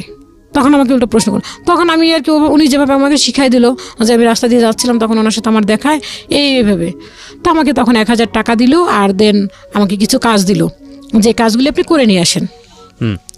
তো এগুলি করার পরে দেন এরকম করে দিল, দেওয়ার পরে তো ওই যে 2010 সালে আমাকে বললো যে আপনার এখন ধান সিজন, এখন কাজ দেওয়া যাবে না, তো আপনি কিছুদিন পরে আসেন। তো আমি তখন ভাবলাম যে এখন তো পুরোই ঢাল সিজন, এখন আমি কি করব? কিছুই তো করার নেই আমার, আর এলাকায় তো আমাকে কেউ 5 টাকা ধার দিবে না, যে তুমি 5 টাকা নাও, 5 টাকার যে ধার যে আমি করব, সেই ধার টাকাটা আমি পরিশোধ করব কীভাবে? আমার তো টাকা থাকতে হবে, টাকা না থাকলে আমি কোত্থেকে দিব? দেন কী করব? তখন আমি ওই যে কাজ করছিলাম ওখান থেকে যে আমাকে 40,000 টাকার মতো আমাকে দিছিল, ওখান থেকে আমার 3,000 টাকা ছিল, তো 3,000 টাকা আমি রেখে দিছিলাম। তো ওই যে বাড়ির যে একটা ওই যে বাড়িটা যে বাসাটা আমরা ভাড়া নিয়েছিলাম, তো ওখানে হচ্ছে একটাই ফ্যামিলি ছিল, আর দেন আমরা গেছিলাম। তো ওই আপুটা আমাকে বললো কি, আপা আপনি তো মোটামুটি ভালো কাজ জানেন, আপনার ড্রেস আপ দেখে তো মনে হচ্ছে আপনি খুব ভালোই করেন, আপনি এখানে কিছু কাপড় তুলে চলবে? তো আমি বললাম যে আপা আমাকে তো ওইখানে যে বাসায় ছিলাম ওই বাড়িওয়ালা আন্টি বললো যে এখানে কাপড় বিক্রি হয় না, এখানে আমরা কাপড় আনছি ড্যাম খেয়ে যায়, বিক্রি হয় না। কয় না আপনি উঠান, চলতে পারে। তো দেন তখন আমার কাছে 3,000 টাকা ছিল, তো ওই 3,000 টাকা নিয়ে আমি নিউ মার্কেটে গেলাম। যাওয়ার পরে নিউ মার্কেটে গিয়ে কী করলাম, যে কাপড় গজ বিক্রি করার পরে যে শেষের যে থাকে 2 গজ 1 গজ 1.5 গজ এই টাইপের যে কাপড়গুলি থাকে, ওখান থেকে আমি কিছু কাপড় নিয়ে আসলাম কিছু কম টাকায়, 25 টাকা করে গজ কাপড় নিয়ে আসলাম। এসে আমি প্রায় মোটমাট ভালোই কিছু কাপড় নিয়ে আসলাম। আসার পর আমি ওখানে ওই কাপড়গুলি 30 থেকে 35 টাকা করে সেল করলাম। দেখলাম খুব ভালো বিক্রি হচ্ছে আমার, খুব ভালো আর কি, প্রতি গজ আমার 10 টাকা 5 টাকা করে থাকছে। দেন তখন আমি ওই টাকাগুলি থাকার পরে আমি ওইখান থেকে আরও কিছু টাকা আমার হওয়ার পরে টাকাটা আমি রেখে দিলাম যে আমি কিছু কাপড় তুলবো। দেন তখন কিছু ওই যে পাতিল নিয়ে আসলাম বাড়িতে, কিছু লোকরা বড় বড় পাতিল, ওই কিছু পাতিল রাখলাম আমি, ওই টাকাটা দিয়ে ছিল করছি। তো ওই আপারা আর কি আমাকে দিলো যে রাখেন, তো আমি ওই টাকাটা দিয়ে পাতিল রেখে ফেলছি। তো রাখার পর আমার কাছে এখন আর কোনো টাকা নেই, তো কি করব? তো মামার কাছে বললাম, মামা আমার কাছে না কোনো টাকা নেই এখন। তো মামা বললো এখন কী করবি? তো ওই এলাকায় আমি তখন আর কি ওই হোলসেলের কাজ তো আমার বন্ধই হয়ে গেল। বন্ধ হয়ে যাওয়ার পরে তো মামা বললো কি যে তাহলে এখন কি করবি? আমি টুকটাক অর্ডার নিচ্ছি, তো আমার যে সেলাইয়ের যে মজুরিটা, ওই মজুরিটা আমি কমাই দিলাম, যে আমি যদি কম টাকা নিই তাহলে অবশ্যই আমার কাছে কাস্টমার আগাবে। তো তাই করলাম, তো কিছু কাস্টমার ভালোই আমার জোগাড় হলো। তো মামাকে বললাম, মামা যে ইউনিভার্সিটিতে জব করতো, একটা ভালো ইউনিভার্সিটি নাম করা, তো ওই ইউনিভার্সিটিতে গেলাম। যাওয়ার পরে মামাকে বললাম যে মামা, আমি ইউনিভার্সিটির নামটা বলতে পারি তো, ঢাকা ইউনিভার্সিটি মামা আর কি একজন লেকচারার, উনি অ্যাসিস্ট্যান্ট প্রফেসর ছিলেন। তো বর্তমানে উনি এখন এখানে নাই, উনি এখন বর্তমানে লন্ডনে আছেন। আচ্ছা। তো ওই মামার কাছে গেলাম, যাওয়ার পর মামা বললো কি তাহলে কী করবি তুই এখন? মামার ক্যাম্পাসে গেলাম, মামা তখন ওইখানে ইয়েতে ছিল। থাকার পরে মামা বললো কি তাহলে আমি মামা তাহলে আমাকে কিছু টাকা ধার দেন। হ্যাঁ তাহলে একটা কাজ করো, তোমাকে আমি কিছু টাকা ধার দেই। মামা তখন আর কি অস্ট্রেলিয়া থেকে আসলো, উনি 2 বছরে PhD করে আসলেন। তখন মামা আমাকে 7,000 টাকা দিল, যে তুমি আমাকে 7,000 টাকা আমি তোমাকে দিলাম, দেন তোমার 7,000 টাকা ব্যাক করতে হবে।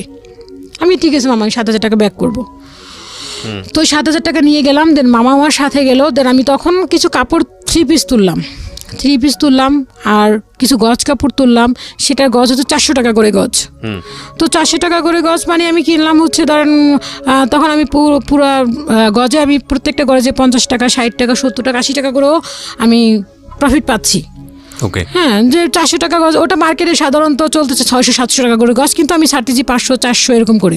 আমি মার্কেটের থেকে কম রেটে ছাড়তেছি। দেন আমার খুব ভালো বিক্রি হচ্ছে। তো বিক্রি হতে আমি কিছু ড্রেস কিনলাম, 3 পিস উঠালাম বাসায় ভালোই আর কি বিক্রি করতে শুরু করলাম, ভালোই প্রফিট আসতেছে। দেন মামা বাসা ভাড়ায় দিয়ে যাচ্ছেন, তখন আমাদের বাসা ভাড়াটা ভাড়া দাঁড়ালো হচ্ছে 4,500 টাকা। তো 4,500 টাকা মামা দিল। দেন তখন দেখলাম যে আমার ইনকামটা ভালোই হচ্ছে, আমার এখন আর কোনো কষ্ট হচ্ছে না। তখন মামাকে বললাম যে মামা, আপনি তো এতদিন যাবত আমাকে দিয়েছেন, আব্বা তো সেই 2005 সালে চলে গেল, 5 সাল থেকে আপনি এখন দিচ্ছেন, তো এখন 2010 সাল, এখন আমি দেই। তো মামা বললো যে তুই দিবি? আমি কি হ্যাঁ মামা আমি দে, যখন আমি না পারবো তখন আপনি দিয়েন। তো মামা বললো ঠিক আছে দাও, তুমি যদি দিতে চাও তাহলে দিতে পারো, সমস্যা নাই। তো মামা, তো আমি এই ঘর ভাড়া দেওয়া শুরু করলাম। দেন আমি ভালোই তখন আর কি ইনকামটা বেড়ে গেল। তো বাড়তে বাড়তে আমি বাসায় ভালোই, আমি সারাদিন দেখা যাচ্ছে যে সকাল থেকে শুরু করতাম, ডেলি 6 থেকে 7টা করে ড্রেস সেলাই করতাম, আবার ওগুলি কমপ্লিট করে আবার কাস্টমারকে ডেলিভারি দিতাম, ভালোই আর কি। মোটামুটি এখন আমি খুব ভালো আছি, যে আমারও কিছু টাকা প্রফিটও হলো। তখন আস্তে আস্তে কিছু টাকা প্রফিট করলাম, করার পরে দেন বাসা শিফট করলাম। তখন আর কি এই বাসা ভাড়াটা আর কি আস্তে আস্তে বেড়ে গেল। দেন 4.5 থেকে 8.5 হলো। এখন 8.5 করতে করতে এখন আর কি আমার জন্য বিয়ের জন্য তারা উঠে পড়ে লাগলো যে তোমাকে এখন বিয়ে করতে হবে। 2008-এর দিকে না জানো 9-এর দিকে এরকম মামা আর কি, তখন ওখান থেকে মামা যখন অস্ট্রেলিয়া ছিল তখন আমাকে বললো বিয়ের কথা। তখন আমি বললাম যে মামা আসবে যখন তখন আমি বিয়ে করব, দেন আমি এর আগে বিয়ে করব না। মামা এরকম একটা আমি দিলাম, কিন্তু আমার যে কোনো রিলেশন করা বা কোনো কারোর সাথে কোনো সম্পর্ক করা, এই চিন্তাটা কখনো আমার মাথায় আসতো না। যে ভাবতাম যে না আমি এগুলি কখন করব। আর ওই যে ছোটোবেলার একটা কথা ছিল যে তোমরা এমন কোনো কিছু করো না যাতে কেউ কোনো খারাপ কিছু বলে, ওইটাই মাথার ভিতরে সবসময় কাজ করতো। তো এই কথা বলার পরে আমি বললাম যে মামাকে বললাম, পরে মামা আসলো, আসার পরে মামা একদিন বাইরে বসে বললো কি যে বড় খালাকে বললো যে ওর জন্য একটা ছেলে দেখেন। তো মামাকে তখন বললাম যে মামা আমার জন্য, তখন আর কি মামাকে বললাম যে আমি আর মামার সাথে খুবই ফ্রিলি, আমার থেকে কেউ বাসার ভিতরে এতটা ফ্রিলি কেউ না। তো মামাকে বললাম যে মামা আমার জন্য ছেলে দেখতে হলে ড্রাইভার হতে পারবে না, তারপর হুজুর হতে পারবে না, পুলিশ হতে পারবে না, দেন এই জিনিসগুলি হতে পারবে না। তা মামা বললো যে কেন এগুলি কি তোমার জন্য কি রাজপুত্র কেউ তোমার জন্য অপেক্ষা করছে নাকি? তাহলে তুমি যে এই জিনিসগুলি অপশন দিচ্ছ, দেন সিগারেট খেতে পারবে না, তোমার জন্য কি রাজপুত্র অপেক্ষা করে আছে নাকি? তো এই কথা বলার পর আমার খুব কষ্ট লাগলো। আমি উঠে ঘরে চলে গেলাম। ঘরে চলে যাওয়ার পরে মা বললো কি বাবা দেখ, তুই তো পড়াশোনাটাও করতে পারিস নি ভালো করে, তোর জন্য হয়তো বা চেষ্টা তো করবো তোর জন্য ভালো কিছু করার জন্য, দেন কতটুকু পারবো জানি না, বাট এত অপশন দিলে তোর হচ্ছে না। তো মামা আমাকে খুব বোঝালো, ঠিকঠাক হয়ে গেল। দেন 2010 সাল থেকে এই প্রপোজাল দেখা শুরু করলো। তো দেখা তখন খুব ভালো প্রপোজাল আসলো, কিন্তু কোনো না কোনো ক্লু দিয়ে আর কি জায়গা জিনিসটা এদিক হলো না, একটা প্রপোজাল আসতো এরকম, এখন এমন প্রপোজাল আসতো খুব হাই লেভেল। তখন মামা চিন্তা করলো ওর তো বাবা নেই, যেহেতু আমি থাকবো না, তখন মামার চিন্তা ধরো মামা বাইরে শিফট করবেন, বাইরে ওখানে সেটেল হয়ে যাবে, তো এখানে তো আমি থাকবো না, সেক্ষেত্রে যে ও যদি কোনো সমস্যা হয় দেন কি করবে। কিন্তু ভাইরা তখন মোটামুটি ভালোই পড়াশোনাই করলো, তো ছোটো ভাইটাও মোটামুটি করতে লাগলো। তো মেজো ভাইটা আমার ইমিডিয়েটলি যে ছোটো, ও পড়াশোনাটা বন্ধ করে দিল। ও বললো যে না আমি আর পড়বো না, ইন্টারমিডিয়েট কমপ্লিট করছে, করার পরে বললো যে আমি পড়বো না। দেন ও কী মনে করে দেন তারপর আবার পড়াশোনা শুরু করছে জানি না, তো আবার ইঞ্জিনিয়ারিং কমপ্লিট করেছে। তো এরকম করতে করতে পরে আমাকে বললো যে ঠিক আছে তুমি যেহেতু, আমি তখন আর কি অপশন দিলাম যে আমি এখন বিয়ে করবো না, মামা আসলে বিয়ে করবো। তো কিন্তু আমি যে কারোর সাথে যে রিলেশন করাটা এই সময়টুকু আমার ভিতরে ছিল না, কারণ আমি দেখা যায় কাজ করতাম সারাদিন, কাজ করে দেখা গেল যে ওই টিভি দেখতাম, টিভি না দেখলে কাজ করতাম, এই আমার অপশন ছিল। তো এর পিছনে একটু যেতে হয়। 2006 সালে যখন আমার পড়াশোনাটা যখন বন্ধ হয়ে যায়, তো একটা ছেলে বলছিল যে ও ওপেন ইউনিভার্সিটিতে ভর্তি হবে। আচ্ছা, তো ওর কথা শুনে আমার কাছে না মনে হলো যে হ্যাঁ আমিও ওপেন ইউনিভার্সিটিতে ভর্তি হব, আমিও পড়াশোনা করব, ও যদি করতে পারে তো আমি কেন করতে পারবো না। তো আমিও চলে গেলাম, আমি তখন ঠিকই চলে গেলাম। প্রিয় শ্রোতা, আপনারা শুনছেন প্রাণ মিস্টার ম্যাঙ্গো ক্যান্ডি প্রেজেন্স জীবন গল্প। জীবন গল্পের অতিথির গল্পে আবারও ফিরবো, তার আগে আপনাদেরকে মনে করিয়ে দিচ্ছি সিচুয়েশন যখন খুব কড়া, এমনি কালো তেমনি মোটা, অনেক লম্বা চূড়া, দেখে মনে হচ্ছিল যে না যে কেমন যেন দেখতে, খুব একটা ভয়ানক ব্যাপার ছিল। তো আমার কাছে খুব লাগলো, ওয়ার্ড লাগলো জিনিস। আমি বললাম যে না, আর আমি আমার হাত ধরে বলো চলো তুমি আমার সাথে। তা আমি বললাম যে না আমি যাবো না, আমি এখানে কাজ আসছি। তখন আমি মিথ্যা বললাম। দেন উনি যে আমার হাত ধরছিল ওর পর থেকে আর আমি যাই না, আমার এখানে পড়াশোনা করছি না। তো দেন পরে বিয়ের কথা আসলো, আসার পরে আমি বললাম যে না আমি বিয়ে করবো না, মামা আসুক, মামা আসলে দেন বিয়ে করবো। তো বিভিন্ন প্রপোজাল দেখছে, দেখার পরে তো এক একটা বিভিন্ন রকমের একটা অজুহাত আসতেছে যে না এই ছেলে এরকম, ওই ছেলে এরকম, কিন্তু আমার কথা হচ্ছে মামা আসবে দেন তারপরে আমি বিয়ে করবো। কিন্তু আমার তো কোনো কারোর সাথে রিলেশন নাই, কিন্তু সবাই আমাকে বলে নিশ্চয়ই এই মেয়ের কারোর সাথে রিলেশন আছে, দেন নয়তো আগে বিয়ে হয়েছে, বিয়ে হওয়ার পরে দেন সম্পর্ক ভেঙে গেছে, এই জন্য এখন এই কথা বলছে। দেন আমি কোনোদিন কারোর সাথে রিলেশনই করিনি। হ্যাঁ, একটা ভাইয়াকে আমার খুব পছন্দ হয়েছিল, কিন্তু সেটা হচ্ছে ওই ভাইয়াটা আমাকে যথেষ্ট পরিমাণ পছন্দ করতো, কিন্তু ওনার স্ট্যাটাস দেন আমার স্ট্যাটাস অনেক উপরে। উনি একজন এডুকেশন লোক, যে পড়াশোনার ক্ষেত্রে ওনার সব কিছু হাই, এবং দেন ওনার স্ট্যাটাসও হাই, সেক্ষেত্রে আমি কিছুই না, আমি একদম শূন্য পর্যায়ে। দেন তারপর উনি কিছু কথা শুনে আমার খুব বিশ্বাস করে উনি আমাকে পছন্দ করেছে। দেন ওনারা মাকে গিয়ে বললো, ওনার মা বলার পরে ফার্স্টে ওনার অপশন হচ্ছে বরিশালের মেয়ে বিয়ে করানো যাবে না। দেন তারপর অপশন দিলে কি, ও তো পড়াশোনা না, মিনিমাম তো ডিগ্রি কমপ্লিট থাকতে হবে, তাহলে হবে। তারপর ওই ভাইয়াটা বললো, অনেক চেষ্টা করেছে, ওই ভাইয়াটা বললো যে মা তুমি একটা কাজ করো, তুমি ওর ছবিটা দেখো, পড়াশোনা তো নইলে আমাদের যে সম্পত্তি যা আছে, আমাদের তো অটুট সম্পত্তি, ওনাদের এতটাই সম্পত্তি যে অফুরন্ত, আমি নিজে দেখেছি ওনাদের অফুরন্ত সম্পত্তি।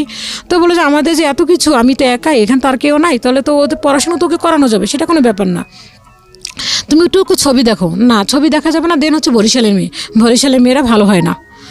তো এটা চলে গেল। তো আমি আর ওনার সাথে আমার ভালো লাগতো, ওনাকে আমার অনেক ভালো লাগতো, ওনাকে এরকম ভালো লাগতো। যদি উনি আমাকে একদিন বৃষ্টিতে ভিজছি, উনি আমাকে বলছে যে ভাইয়া যাও তুমি চুলটা ধুয়ে আসো। আমি ওই রাত্রে ঘুম থেকে উঠে চুল ধুয়ে আসছি। আমার বলে কি হয়েছে, পাগল হয়ে গেছে মনে হয়, দেখ এতটা ওনার প্রতি আমি দুর্বল হয়ে গেছিলাম। দেন উনিও অনেক দুর্বল হয়েছিল আমার প্রতি। তো যেন পরে আমি বললাম, যেহেতু মা চাচ্ছে না যেখানে, সেখানে কখনো সুখী হওয়া পসিবল না। তো যাই হোক, এটা চলে গেল, ভাইটা বিয়ে করলেন। তো আমি কারোর সাথে রিলেশনে যেতাম না, কারণ রিলেশনে যাওয়া মানে হচ্ছে, কেন রিলেশনে যেতাম না, যে বড় আপু রিলেশন করেনি, সেটা হচ্ছে বড় আপুকে দুলাভাই পছন্দ করে বিয়ে করেছে আপুকে। দেন এভাবে বিয়ে করেছে যে আপু আমার মামার পা ধরে নিচ্ছে, সেখানে বড় আপুকে যে পরিমাণ টর্চার করছে, সেক্ষেত্রে তো আমি রিলেশন তো কখনোই করবো না। তো আমি আমার ফ্যামিলি থেকে কিছু শেখার কারণে আমি যে কথাগুলি বলতাম, মানুষের এই কথার উপর ভিত্তি করে বলতো কি, যে না এই মেয়ে রিলেশন করছে, সম্পর্ক করে সে ছ্যাঁকা খায়, এই জন্য এরকম অবস্থা করতেছে, এই জন্য দেন সে এরকম করতেছে। তো আমি আসলে এটা কখনোই চিন্তাও করিনি যে আমি রিলেশনে যাব। আমার সবসময় অপশন ছিল যে আমি রিলেশন করে বিয়ে করবো না, আমি সেটেল ম্যারেজ করব, কারণ হচ্ছে সবাইকে নিয়ে করব। কেউ যেন আমাকে বলতে না পারে যে না ও অমুকে দেখছি প্রেম করে বিয়ে করছে, প্রেম করে বিয়ে করে এই অবস্থা হয়েছে, এটা যেন কেউ বলতে না পারে। আর যে ডিভোর্স নামের যে শব্দটা, এই জিনিসটা আমার মাথার মধ্যে সবসময় কাজ করে। তো এরকমভাবে পর্যায়ে চলে গেল। চলে যাওয়ার পর এখন প্রপোজাল আসার পরে বলে কি, যে প্রাথমিকভাবে হচ্ছে যে তুমি মেয়ের বাবা আছে, বাবা কি করেন? তো যখনই বলে যে বাবা নাই, মা হয়তো বা বলে যে বাবা আছে, খোঁজখবর নিচ্ছে না, বা বিয়ে করছে এই সেই, তখনই না কেমন একটা মোড় ঘুরে যায়। যখনই আবার বলে যে না ঠিক আছে বাবা নাই, সমস্যা নাই, কিন্তু বাড়ি এখানে কি জমি টমি আছে নাকি, যে এলাকাতে আমরা থাকি যে এখানে জমি টমি আছে, যখন বলে যে না জমিও নাই, তখন বলে কি যে না কোনো কিছু কি, কোনো ছেলেকে কোনো অপশন কি দেওয়া যাবে কিনা এই সেই। তো এরকম করতে করতে পরে মামা একটা প্রপোজাল নিয়ে আসলো, সেটা হচ্ছে আমাদের গ্রামেরই একটা ছেলে, আমাদের এখানকার পড়তো। তো ছেলেটা মাস্টার্স কমপ্লিট করা ছিল। দেন ওকে অপশন দিয়েছিল মামা হচ্ছে জব দিবে, জব দিয়ে মামা বলছিল যে মামা একটা ভার্সিটিতে জব দিয়ে দিবে, জব দিয়ে গিয়ে ওকে আমার কাছেই করবে। তো মামার সবসময় ইচ্ছা ছিল যে আমাকে একটা ভালো ফ্যামিলিতে বিয়ে দিবে, একটা শিক্ষিত ছেলে, কারণ আমার ভাগ্নিটা ছোটোবেলা থেকে অনেক কষ্ট করেছে। সেক্ষেত্রে যদি একটা ভালো ছেলে, একটা শিক্ষিত ছেলে দেয়, তাহলে হয়তো ওর লাইফটা অনেক ভালো পর্যায়ে চলে যাবে, ওর এই কাজটাও আগাতে পারবে। আর যদি কাজটা না করাতে চায় সেটা পরের ব্যাপার। তো ওই ছেলেটাকে আনলো, ছেলেটা আমাকে পছন্দ করলো, করার পরে দেখা গেল কি যে মামা বললো যে গভর্নমেন্ট জবের কথা। তো গভর্নমেন্ট জবের কথা নিয়ে বলার পরে এক সময় হলো কি যে ও আমাকে এতটাই পছন্দ করতো যে আমি যদি বলতাম এখন রাত তাহলে রাত, যদি বলতাম দিন তাহলে দিন। তো আমার নিজের মাথার মধ্যে একটা কাজ করলো যে এত ভালো মানুষ হয় কি করে, তার ভিতরে বিন্দু পরিমাণ কি রাগ হতে পারে না?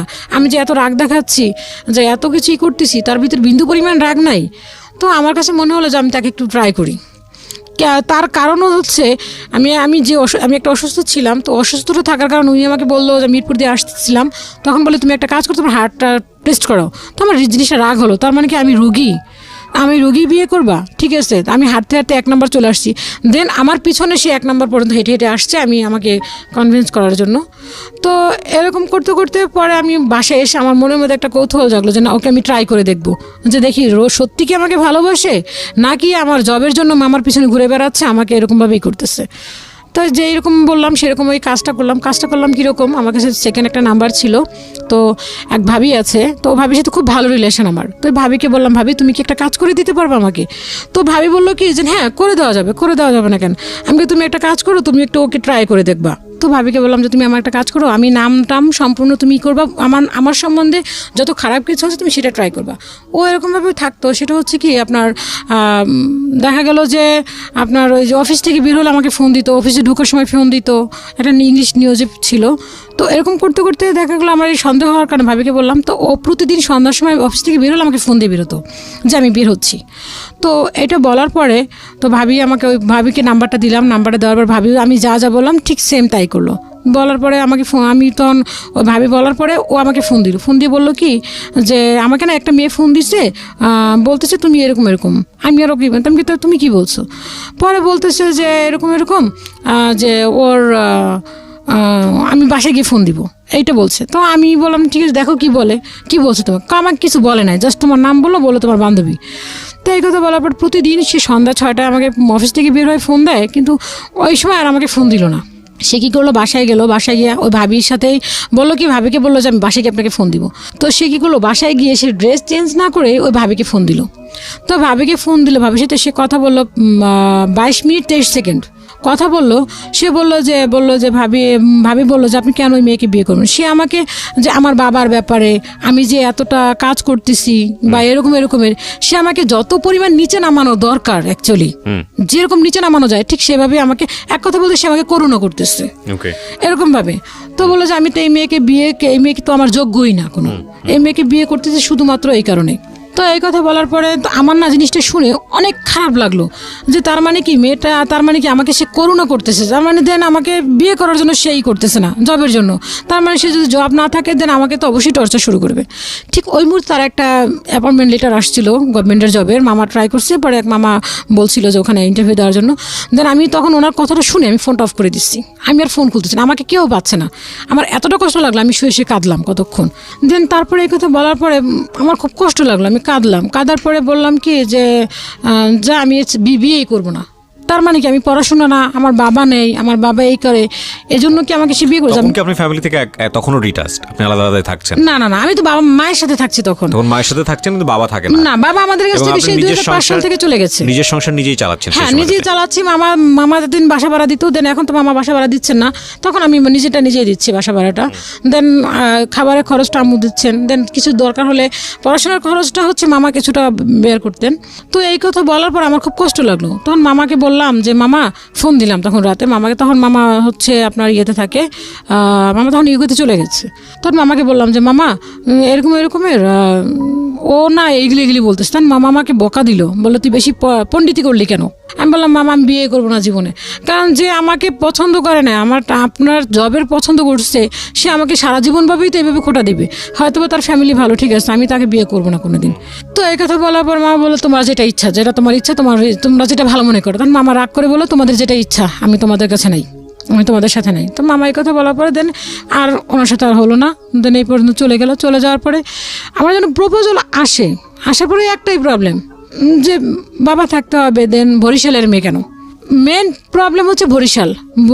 তার মানে কি বরিশাল দেখে এজন্য তো আমার হবে না। আর না তো বলে কি মেয়ের আগে বিয়ে হয়েছে, নাহলে কেন কোনো মেয়ে কি একটা 29 বছর বা 28 বছর একটা মেয়ে কি একা কখনো থাকে নাকি? নিশ্চয়ই দেখেন আগে কতটা রিলেশন করছে, দেন তারপরে সে এই কাজে আসছে। তো এরকম করতে করতে মনে হলো যে না, এখন আর আসলে দেখা যায় প্রপোজাল আসে, তখন আমি মনে করলাম যে না, এখন আমি আসলে ঘরে বসে থাকবো না। আমার তখন ইচ্ছা হলো যে না, আমি কিছু একটা করবো। তখন ঘরে বসে আমি মেশিনটা আরও একটা বাড়ালাম, কর্মচারী নিলাম। আমি একটা মেয়েকে যে এখন আমার সাথে যে আসছে ও হচ্ছে, ওকে আমি নিজে ফ্রিলি কাজ শিখালাম। তো আমি অনেকজনকে কাজ শিখাইছি, কাজ শিখানে। দেন পরে এখন মনে হলো কি যে না, আমি বিয়ে করবো। তো আম্মু এর মাঝখানে হচ্ছে তার চিন্তা হচ্ছে যে বিয়ে করবো না কেন, কারণ কি তোমার, তুমি বিয়ে করবো না কেন? আমার সবসময় আমাকে একই কথা বলে, বিয়ে করতে হবে। তো আমাকে বিয়ে করতে গেলে তোমার তো আমি যে বলবে যে বাবা নাই, দ্বিতীয় কথা তোমার বাড়ি আছে, তুমি কি যৌতুক দিতে পারবে আমাকে 5 লাখ টাকা? মানুষ তো শুনে যে মামা লন্ডনে থাকে, যে মামার কাছে মনে হয় যে হয়তো বা লন্ডন নিয়ে যেতে পারবে, আর নয়তো বা মামা শ্বশুর হয়তো বা ইয়েতে থাকে, লন্ডন থেকে 5 লাখ টাকা দিতে পারবে। নয়তো বা মেয়ে যে কাজ করছে এতদিন যাবত, যে কাজগুলি করছে, সে কি শুধু খাইছি, তার টাকা পয়সা মোটেও জমানো নাই।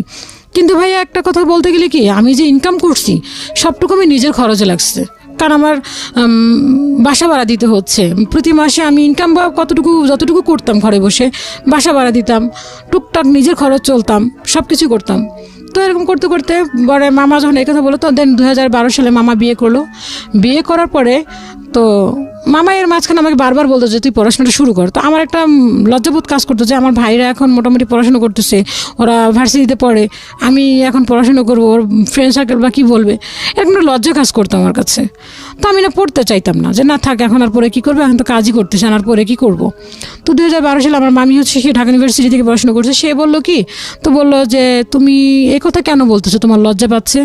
আমার এক নানু আছে, তার ছেলে মাস্টার ডিগ্রি কমপ্লিট করে ফেলছে, দেন সে ওপেন থেকে সে পড়াশোনা করতেছে, তার কি এখন দরকার পড়াশোনা করাটা? তখন ভাবলাম যে সেটাও তো হতে পারে যে সে বুড়ো বয়সে যদি পড়াশোনা করতে পারে তাহলে আমি কেন করতে পারবো না। দেন ওই 2013 সালে তখন আমি চিন্তা করলাম যে না, আমি পড়াশোনা আবার শুরু করবো। দেন আমি আবার তখন পড়াশোনার জন্য আবার গেলাম, মাদ্রাসা শিক্ষা বোর্ডে গেলাম। তো সেখানে গেলাম যে বললাম যে আমি তো অনেক দিনের গ্যাপ, যেহেতু 20 লং টাইম গ্যাপ, তো আমি ওখানে গেলাম যে 8-এ ভর্তি হবো। তারা বললো যে না, এখন নেওয়া যাবে না, আমাদের রেজিস্ট্রেশন হয়ে গেছে, এখন 8-এ ভর্তি করা যাবে না। দেন 9-এ যদি হয় তাহলে আমরা হয়তো কিছুটা হেল্প করতে পারি 9-এ ভর্তি হলে। তাই আমি ভাবলাম যে 9-এ ভর্তি হয়ে যে আমি এতদিনের গ্যাপটা কীভাবে পূরণ করব, আমার পক্ষে তো পসিবল না গ্যাপটা পূরণ করার। তো ওরা আমাকে নিল না। পরে একজনে বললো যে একটা কাজ করো, ওপেনে যাও। তো আমি ওপেনে গেলাম। ওপেনে যাওয়ার পর ওখানেও সে ভয়টা পাচ্ছি যে আমি এখন এতদিনের গ্যাপটা কীভাবে পূরণ করব, এটা তো পূরণ করার মতো না, আমি তো অনেক দিন যাবত ছেড়ে দিয়েছি পড়াশোনাটা। তো ওখানে আমি 9-এ ভর্তি হলাম। হওয়ার পরে কি করব, পড়াশোনার জন্য তখন আমি চেষ্টা করতেছি আর কি চালানোর জন্য, তো কিছুই বুঝতেছি না। তখন আমি পড়াশোনার আর কি কাজও করতেছি। তখন একটা টিচার ডাকলাম। টিচার মানে আমার থেকে বয়সে অনেক ছোটো, আমার ছোটো ভাইয়েরও ছোটো। ওকে আমি রাখলাম। রাখার পর ওকে আমি খোলাখুলি বললাম যে দেখেন ভাইয়া, ছোটো আমার, বাট ও তোমার একজন টিচার। তো ওকে আমি বললাম দেখেন ভাইয়া, আপনি ধরে নেন আপনি ক্লাস একটা 1-এর বাচ্চাকে পড়াচ্ছেন, দেন আমি কিছুই পারি না। আমার ইংলিশটা শিখাবেন হচ্ছেন ABCD থেকে, আর অঙ্ক শিখাবেন হচ্ছেন 1-2 থেকে, দেন আমি কিছুই পারি না, আপনি আমাকে এভাবে করে শিখাবেন। ও না জিনিসটা প্রথমত খুব নিল যে আপনি এই বয়সে এসে আবার পড়াশোনা শুরু করছেন, খুব খুব আনন্দ সহকারে নিল। তো আমাকে সেটাই করলো, সেভাবে করে আমাকে বললো যে ঠিক আছে আপু, আপনাকে আমি সেভাবে করে শিখাবো। দেন আমাকে ঠিক সেভাবে করে শিখালো। ও গিয়ে ওর মাকেও বললো, মা তুমি তো পড়াশুনো করতে পারো, দেখো আপু এই বয়সে এসে পড়াশুনো করছে। ও আমাকে আবার এসে গল্পগুলি বললো। তো দেন আমি এরকম করে করলাম। দেন ম্যাট্রিক পাস করলাম আর কি, মোটামুটি ভালো আর কি 3 পয়েন্ট পাইলাম। পড়ার পরে পাস করলাম। করার পরে তো এখন হচ্ছে আমি যেহেতু আমি বিয়ে করতেছি না, বিয়ের জন্য প্রপোজাল আসলো, একই প্রবলেম। তো আমি বললাম যে না আম্মা দরকার নেই। তো এখন মানুষে বলে কি জোর কেন বিয়ে হচ্ছে না, নিশ্চয়ই কেউ ক্ষতি করে রাখছে। যেমন আমাদের একটা কালচার আছে, বলে যে এতদিন লং টাইম যদি বিয়ে না হয় তাহলে বলে যে মানুষের বান মেরে রাখছে এই সেই। তা আম্মু বিভিন্ন ধরনের ট্রিটমেন্ট চালাতে শুরু করলো। এ বলে যে অমুক করতে পারবে। তা আমি বললাম আম্মা এগুলি বিশ্বাস করি না, এগুলি যে আদৌ সত্য কিনা তুমি কিন্তু জানো না, বাট এগুলি শুধুমাত্র মানুষের টাকা খাওয়ার ফোন দিই। তো আম্মু আমার গোচরেও শুরু করলো, যে আমাকে না জেনেও শুরু করলো, দেন আমাকে নিয়ে গিয়েও শুরু করলো। তো এক পর্যায়ে আমি চিন্তা করলাম যে আসলে সত্য কথা, এখন হয়তো আমার শক্তি আছে, আমি কাজ করে খাচ্ছি। দেন ভাইরা যখন বিয়ে করবে দেন তখন আমার কি হবে, মাঝে মধ্যে এটা চিন্তা করি। আবার মাঝে মধ্যে চিন্তা করি যে বিয়ে করে যে আমি ভালো থাকবো তারও তো গ্যারান্টি নেই। কারণ বড় আপুকে এত সুন্দর করে নিল, সেই বড় আপুকে এরকমভাবেই করলো, দেন তাকে আবার ডিভোর্স দিয়ে দিল। দেন আমার বড় আপু ডিভোর্স, সে আমার দুলাভাইয়ের কাছ থেকে সেটেল আসছে। দেন আমার আম্মুর সাথে আমার আব্বুর 32টা বছরের সংসার, সেখানেও সে চলে আসলো। তাহলে আমি বিয়ে করে কি করব? তাহলে আমি একাই এসে ভালো আছি। দেন বুড়ো হয়ে যাবো, তখন আমার বললাম আম্মা বুড়ো হয়ে যাবো, সমস্যা নাই, তোমার ছেলেরা বিয়ে করে ফেলবে, তুমি আমার কাছে চলে আসবা। না আমি আমার মেয়েদেরটা খাই না, মেয়েদেরটা যা খাইছি তাই যথেষ্ট, আর কোনো মেয়েরটা খাওয়ার ইচ্ছা নেই, তোমারটা খাইছি, তুমি যে এখন আমাদের দিচ্ছ এটাই অনেক কিছু। আম্মা হচ্ছে তার মেয়েদেরটা খাওয়া যাবে না, ছেলেদেরটা খাওয়া যাবে। আম্মাও ছেলেদের প্রতি একটু টান বেশি। তো আমি বললাম তাহলে একটা কাজ করবো, তুমি যদি আমারটা খাবাও না, আমার কাছে থাকবো না, তাহলে আমি বৃদ্ধাশ্রমে চলে যাবো। বয়সেরও তো কিছু করার থাকবে না, কাজ করতে পারবো না, যতটুকু আর্ন করবো ওগুলি নিয়ে আমি বৃদ্ধাশ্রমে চলে যাবো। বয়স কত এখন? এখন বর্তমানে বয়স আমার হচ্ছে 29। প্রিয় শ্রোতা, আপনারা শুনছেন প্রাণ শুনে যাচ্ছিলাম, কারণ আমি জানি গল্পটা শেষের দিকে চলে আসছে। একজন নারীর সংগ্রাম এবং সামাজিকতা, পারিবারিক ইতিহাস সবকিছুই আজকের গল্পে আছে। আমি শেষে গিয়ে কথা বলবো, কিন্তু এই পয়েন্টটা নোট করবেন প্লিজ। হ্যাঁ বলুন। তো এই কথা বলার পরে তো আপুর হচ্ছে সংসার ভাঙ বলতেছে যে বাচ্চা, একটা মানুষের কি বাচ্চা হলে যে সংসার টিকবে এমন কথা না। আমরা তো 4টা ভাই বোন, যে আমার আম্মুর সাথে আব্বু ডিভোর্স হয়েছে তা না, কিন্তু আব্বু তো আম্মুকে ছেড়ে চলে গেছে। আম্মু বলছে এরকম একটা পর্যায়ে যে তার হাতে হাত রেখে বলছে যে কোনোদিন তোমাকে ছেড়ে যাবো না, যদি আমি যাই কখনো তাহলে আমাকে রাসূল শাফায়াত করবে না। তো আমার আব্বুর হাতে একটা আঙুল কেটে গেছে। আম্মু বারবার বলে যে যেহেতু আমার সাথে ওয়াদা করছে সেই জন্য আঙুলটা কেটে গেছে। যাই হোক, তো এরকম করে বলতে বলতে পরে আম্মু এখনও বলে যে তুই বিয়ের জন্য রাজি হওয়া। তো আম্মুকে আমি এখন ঝাড়ে দিয়ে বসায় রাখি যে তুমি কি প্রপোজাল আনছো আমার জন্য, না আনো আগে দেন তারপর বলো। তো দেখা গেল যে ঘটক আসে, ঘটক এসে ঘটকে মনে করেন 5,000-6,000 টাকা নিয়ে চলে যায়, দেন তার সেকেন্ড বারা কোনো কথা থাকে না। তো আম্মুকে বলে আম্মু শুধু শুধু ঘটককে কেন টাকা দিচ্ছ? আমাদের তো অপশন হচ্ছে যে তোমার দেখো যদি কোনো প্রপোজাল আসে, বলে এক কথা বলে কি বরিশালের মেয়ে, বাবা বরিশালের মেয়েরা যেন কত খারাপ। হ্যাঁ, তো এই কথা বলাতে আমার কাছে খুব খারাপ লাগে যে বরিশালের মেয়ে। তো আমি পরে দেখা গেলাম যে আম্মু বারবার টেনশন করে। তো মামা আমার সাথে মামা সাপোর্ট আছে। মামা বললো যে না ঠিক আছে, তুমি যদি বিয়ে না করতে চাও সমস্যা না, কিন্তু বাবা বাংলাদেশের কালচারের সাথে তো কালচারটা যায় না যে বিয়ে না করে একটা মেয়ে কখনোই থাকতে পারে না। দেন আমি তো বাইরে আছি, এখানে থাকা পসিবল, তুমি বাংলাদেশে থাকতে পারবে না, একা থাকতে গেলে তোমাকে বিভিন্ন ধরনের বিভিন্ন রকম কথা বলবে। তো বাসায় থাকলাম। তো আমার এখানে এলাকায় একটা দোকান খালি হলো আমার বাসার পাশেই। তো ভাবলাম কি যে দোকানটা নেই, দোকানটা নিলে হয়তো বা আমার দোকানে থাকবো, কাজ করবো, দেন ওইটা নিয়ে আমি কিছু একটা করব। তো দোকানটা নিতে গেলাম, তো মা সাপোর্ট দিচ্ছে না, মানুষই খারাপ বলবে, বিয়ে হয় না, দেন এখন দোকান নিয়ে বসছে, কেউই আমাকে সাপোর্ট দিচ্ছে না। শুধু মামাই সাপোর্ট দিল যে বাবা তুমি এইটা বলো না, দোকান নিলে যে তুমি খারাপ তা তো না, তুমি দোকান নাও, আমি তোমার সাথে আছি। তো মামা বললো ঠিক আছে তো তুমি দোকান নাও। তো আমি দোকানটা নিলাম। তো এখন দেখলাম কি যে এক একজন এক রকম মন্তব্য করে যে দোকান বিয়ে হচ্ছে না তাই এখন দোকান নিয়ে আসছে। আমার এলাকাটা এরকম যে কিছু লোক হচ্ছে এখন তাদের সম্পত্তির ওখানে দামটা বেড়ে যাওয়ার কারণে তারা এখন হচ্ছে কি কিছু দোকানের সামনে আড্ডা বসে ওই গবেষণা নিয়ে থাকে যে হ্যাঁ ও বিয়ে করবে না, এখন কি করবে, বাপ মায়ের খাওয়াচ্ছে, ভাইদেরকে খাওয়াচ্ছে, এই সেই। কিন্তু আসলে হ্যাঁ আমি যদি আজকে না হতাম বা আমি আজকে না ছেলে হতাম তাহলে অবশ্যই আমার ফ্যামিলিটাকে আমাকে বড় দেখতে হতো। হ্যাঁ, অনেকে আবার চিন্তা করে যে ভাইয়ের তো ইনকাম আছে, ভাই তো দিতে পারতেছে না কেন, ভাই দেয় না কেন। হ্যাঁ, আমার ভাইয়ের দোকান আছে, আমার ভাই সে একটা দোকান কিনছে মালিবাগে। তো আমার ভাইয়েরটা দিয়ে ভাই নিজেই চলতেছে, সেও তার পড়াশোনা খরচ চালাচ্ছে, সে একটা ইঞ্জিনিয়ারিং কমপ্লিট করছে, দেন সে পড়াশোনা করে তার দোকানটা চালাইছে, দোকানটা এখন নিজের নামে কিনে নিছে। এখন মানুষ হয়তো বা চিন্তা করে যে ভাইয়ের এত টাকা আছে কিন্তু আমার ভাইও আমাকে 1 টাকা দিবে না, আর দেন আমার মামার টাকা যে নিব আমি, আর মামা যে সে তো ওখানে গেছে তার তো 2টা বাচ্চা আছে। সবাই চিন্তা করে গেছেন তার মামার টাকা আছে দিলেই মনে হয় পাওয়া যাবে, দেন মামা যদি টাকা না দেয় তাহলে হয়তো আমাকে কেউ নিয়ে যেতে পারবে ওনারা। হ্যাঁ, যে ইউকেতে নিয়ে যেতে পারবে, কিন্তু ওখান থেকে নেওয়া তো এতটা পসিবল না। তো এরকম বলতে বলতে পরে একসময় মাকে বললাম যে মা আমি দোকানটা নেই। তো মা বললো যে আমি জানি না তুমি কি করবা, তোমার ইচ্ছা, তুমি যেটা ইচ্ছা তুমি সেটা করো। তো মামাকে বললাম, মামা শ্বশুরের দিক থেকেও বললো যে দোকানটা নেওয়া কি তোমার দরকার, তুমি তো ঘরেই ভালো আছো। আমি বলছি আমি বাসায় ভালো আছি ঠিক আছে আমি জানি, আমি একটা কাস্টমার বাড়লো, আমি একটু ভালোই করতে পারলাম। তো এই কথা বলার পরে বললো যে ঠিক আছে তুমি নাও। তো নিলাম, নেওয়ার পর ওই একই কথা যে এখন বিয়ে হচ্ছে না কি করবে, তাই দোকান চালাচ্ছে, দোকানের জন্য করতেছে। মাও চারিদিক থেকে কথা শুনছে, মেয়ের ইনকাম খাচ্ছে। তো মা চারিদিক থেকেই আর কি করলো। তো দেখা গেল কি এখন এমন একটা পর্যায়ে চলে আসলো যে ওই যে কোনো এক সময় ছিল যে এরকম বিয়ে করবো না ওরকম বিয়ে করবো না, একটু শিক্ষিত ছেলে চাচ্ছি, এরকম একটা পর্যায়ে চলে আসলো। তো এখন আমি হচ্ছে কি যে মা যখন বারবার যখন বলে তখন রাগ করে বলি যা বিয়ে করবো। তো মা দেখা যায় এমনও প্রপোজাল নিয়ে আসে যে সে ম্যারিড পারসন, তো বলে যে হ্যাঁ রাজি হও। তো আমি চিন্তা ভাবনা করি যে হ্যাঁ রাজি হয়ে যাই, বিয়ে করছে থাকগা, সমস্যা কি, মা তো সুখী হবে, মা তো চিন্তামুক্ত হবে যে না বিয়ে করছে। তো যখন আসার পরে যখনই শুনে যে সে একটা ম্যারিড পারসন, হ্যাঁ, দেন এর মাঝখানে আমি পড়াশোনাটা আমার রানিংই হয়ে আছে। তো যখনই শুনে যে ম্যারিড পারসন বরিশালের মেয়ে, তখনই বলে কি বাবা বরিশালের মেয়ে এটা যেন কত না যেন ডেঞ্জারাস হয়। তো এই কথা বলাতে মাকে বলে মা দেখো একটা সে বিবাহিত ছেলে, সেও এরকমভাবে করতেছে যে বরিশালের মেয়ে, দেন তারও একটা চাওয়া পাওয়া থাকে যে না টাকা পয়সা দিতে পারবো কিনা এই সেই। তো দেখলাম মার মুখের দিকে তাকাইয়া তখন দেখলাম যে ফেসবুকে সাধারণত যে ওই যে পাত্রপাত্রী চাই বিজ্ঞাপন যে হয় .com-এর, তো ওখানে আমি আমার ফ্যামিলির সাপোর্ট নিয়ে মামাকে বললাম যে মামা এরকম এরকম সবাই যেহেতু বলে আমাকে বিয়ে করার জন্য, তো ঘটক দিয়ে তো এরকম এরকম হচ্ছে না, তাহলে আমি একটা এরকম স্ট্যাটাস দেই যদি আপনারা অনুমতি দেন। দেন আমার ভাইও একটা স্ট্যাটাস দিল, ওখানে দেখলো কি যে ম্যাক্সিমাম হচ্ছে খারাপ, 99% হচ্ছে খারাপ, ফাউল। দেখা যাচ্ছে ফাজলামো করতে আসে, যে দেখা যায় কিছুদিন কথা বলবে, দেন তারপরে তার সাথে কথা বলবে, দেন তারা এরকমভাবে প্রপোজাল দেয় যেগুলি বলার মতো না, এরকমভাবে তারা কিছু প্রপোজাল দেয়। তো মামার সাথে দেখা যাচ্ছে, আমার সাথে কেউ কথা বললে দেন আমি ফার্স্ট টাইম মামাকে দিই। তো মামা বললো কি তাহলে তো একটা কাজ করিস, তো আমার নাম দিস না।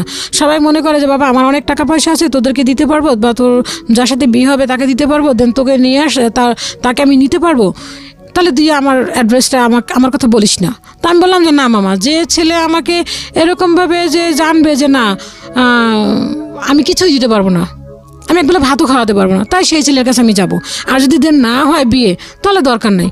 তো আমি নামাজ পড়তে আমি 5 ওয়াক্ত নামাজ পড়ার চেষ্টা করি। তো নামাজে বসলে সবসময় একটা কথা বলি আল্লাহর কাছে যে আল্লাহ, যদি মনে হয় যে না আমার আপুর মতো আমার মায়ের মতো জীবন হবে, তাহলে আমি বিয়ে করতে চাই না, দেন আমি সারা জীবন একা থাকতে চাই। কারণ আপুকে দেখছি যে একটা মেয়ের ম্যারিড পার্সনের ম্যারিড হওয়ার পরে যেন বাবার বাড়িতে আসলে তার যে কতটুকু সাফার করতে হয়, সেটা একটা যে মেয়ে না হয়ে সে বুঝতে পারবে না।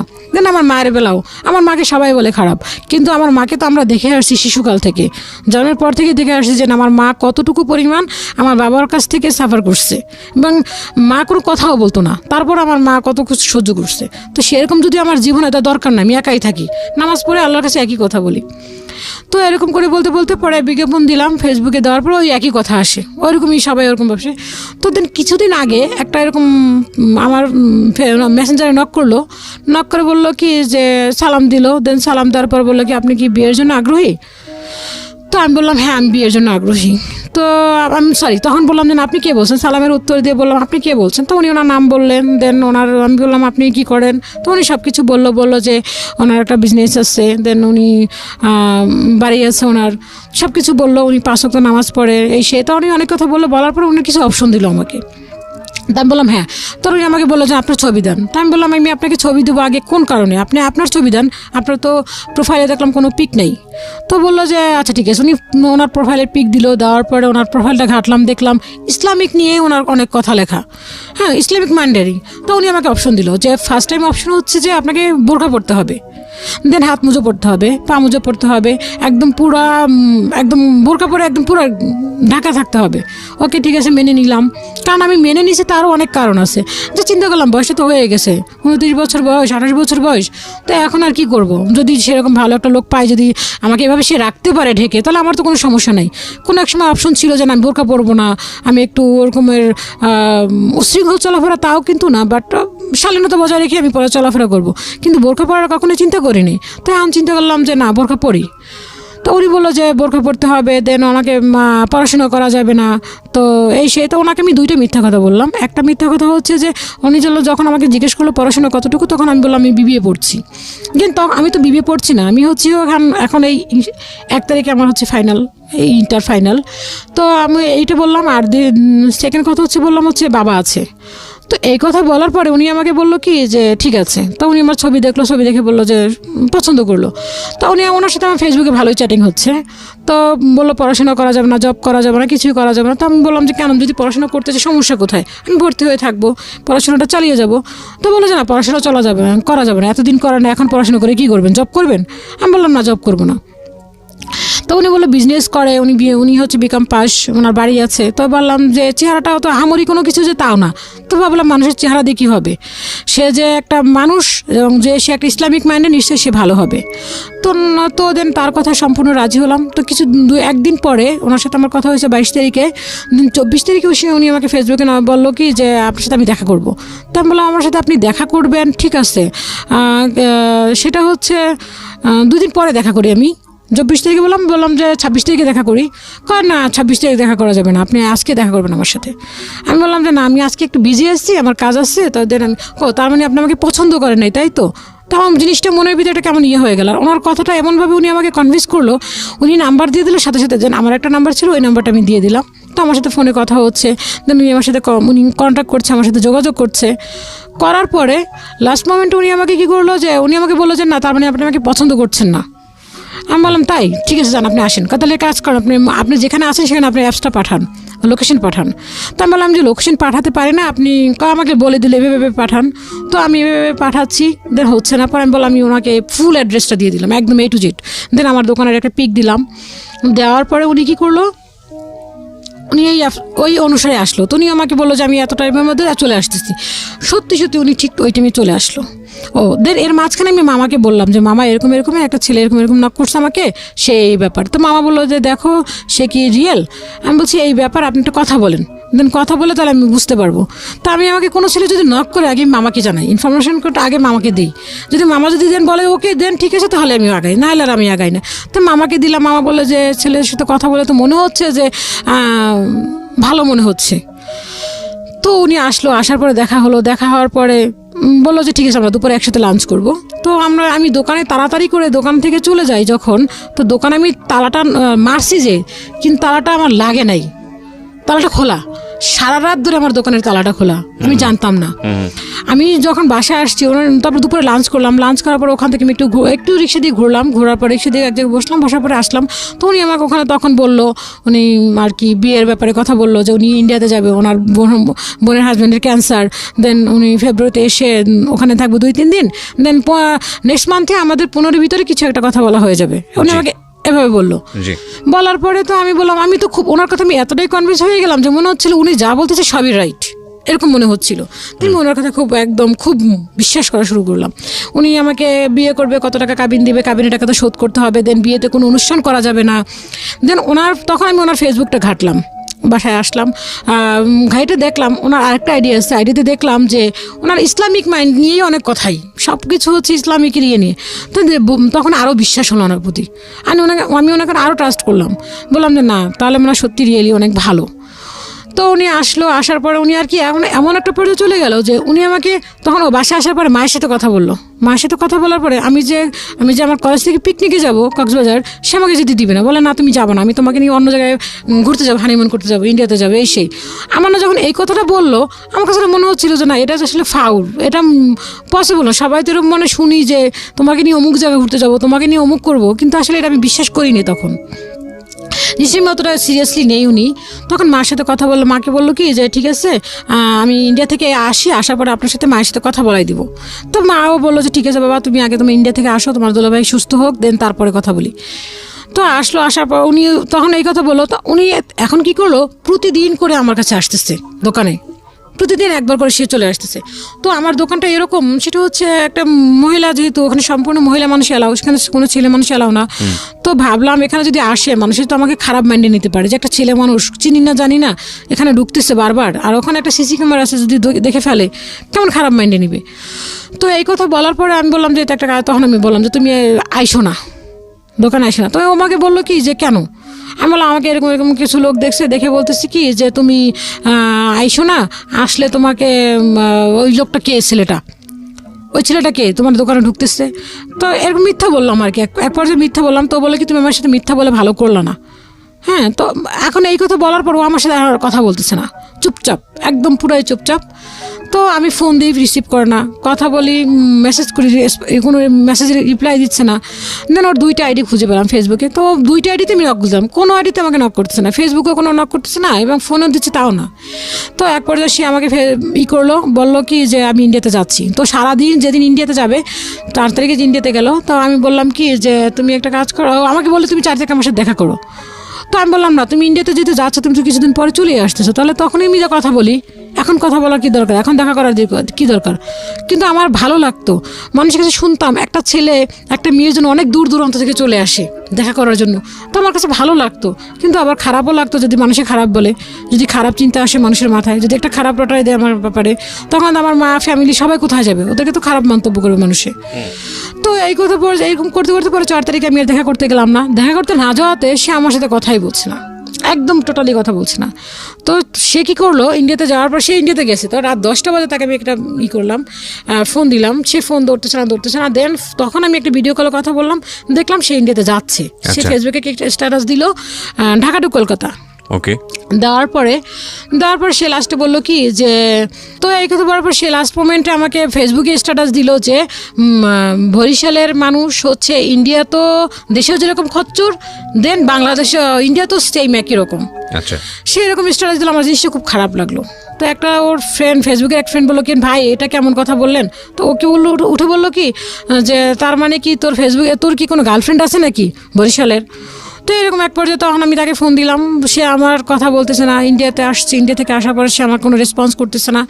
দেন মামা আসলো, পরে এই কথা বলার পরে সে কোনো রেসপন্স না দেওয়াতে পরে মামাকে বললাম, মামা আপনি একটা কাজ করেন, আপনি একটা ফোন দেন, যেহেতু বলছেন ইন্ডিয়া থেকে আসার পরে কিছু একটা বলবে, তো আপনি একটা কাজ করেন, ইন্ডিয়া থেকে আসছে, এখন আপনি একটা ফোন দেন। তো আমি ওকে নক করলাম, ও বললো কি যে না, আমি মা রাজি হচ্ছে না, এই সেই বিভিন্ন রকম কথা বললো। তো মামাকে দিয়ে কথা বলালাম, মামাকে বললো কি যে আমার মা, আমার ফ্যামিলি রাজি হচ্ছে না, মা রাজি হলো, বাবা রাজি হচ্ছে না। তখন মামা বুঝলো যে না, আসলেও সত্য, যে তার মানে এটা সত্যিই ফাউল, কোনো ইয়ে না। আমি একটু যদি সাম আপ করি, মানে সম্পর্কটা আপনার আলটিমেটলি ওই সম্পর্কটা আর আগায়নি, তাই তো? না, আগাচ্ছে না, ওটা আগায়নি। ক্লোজ।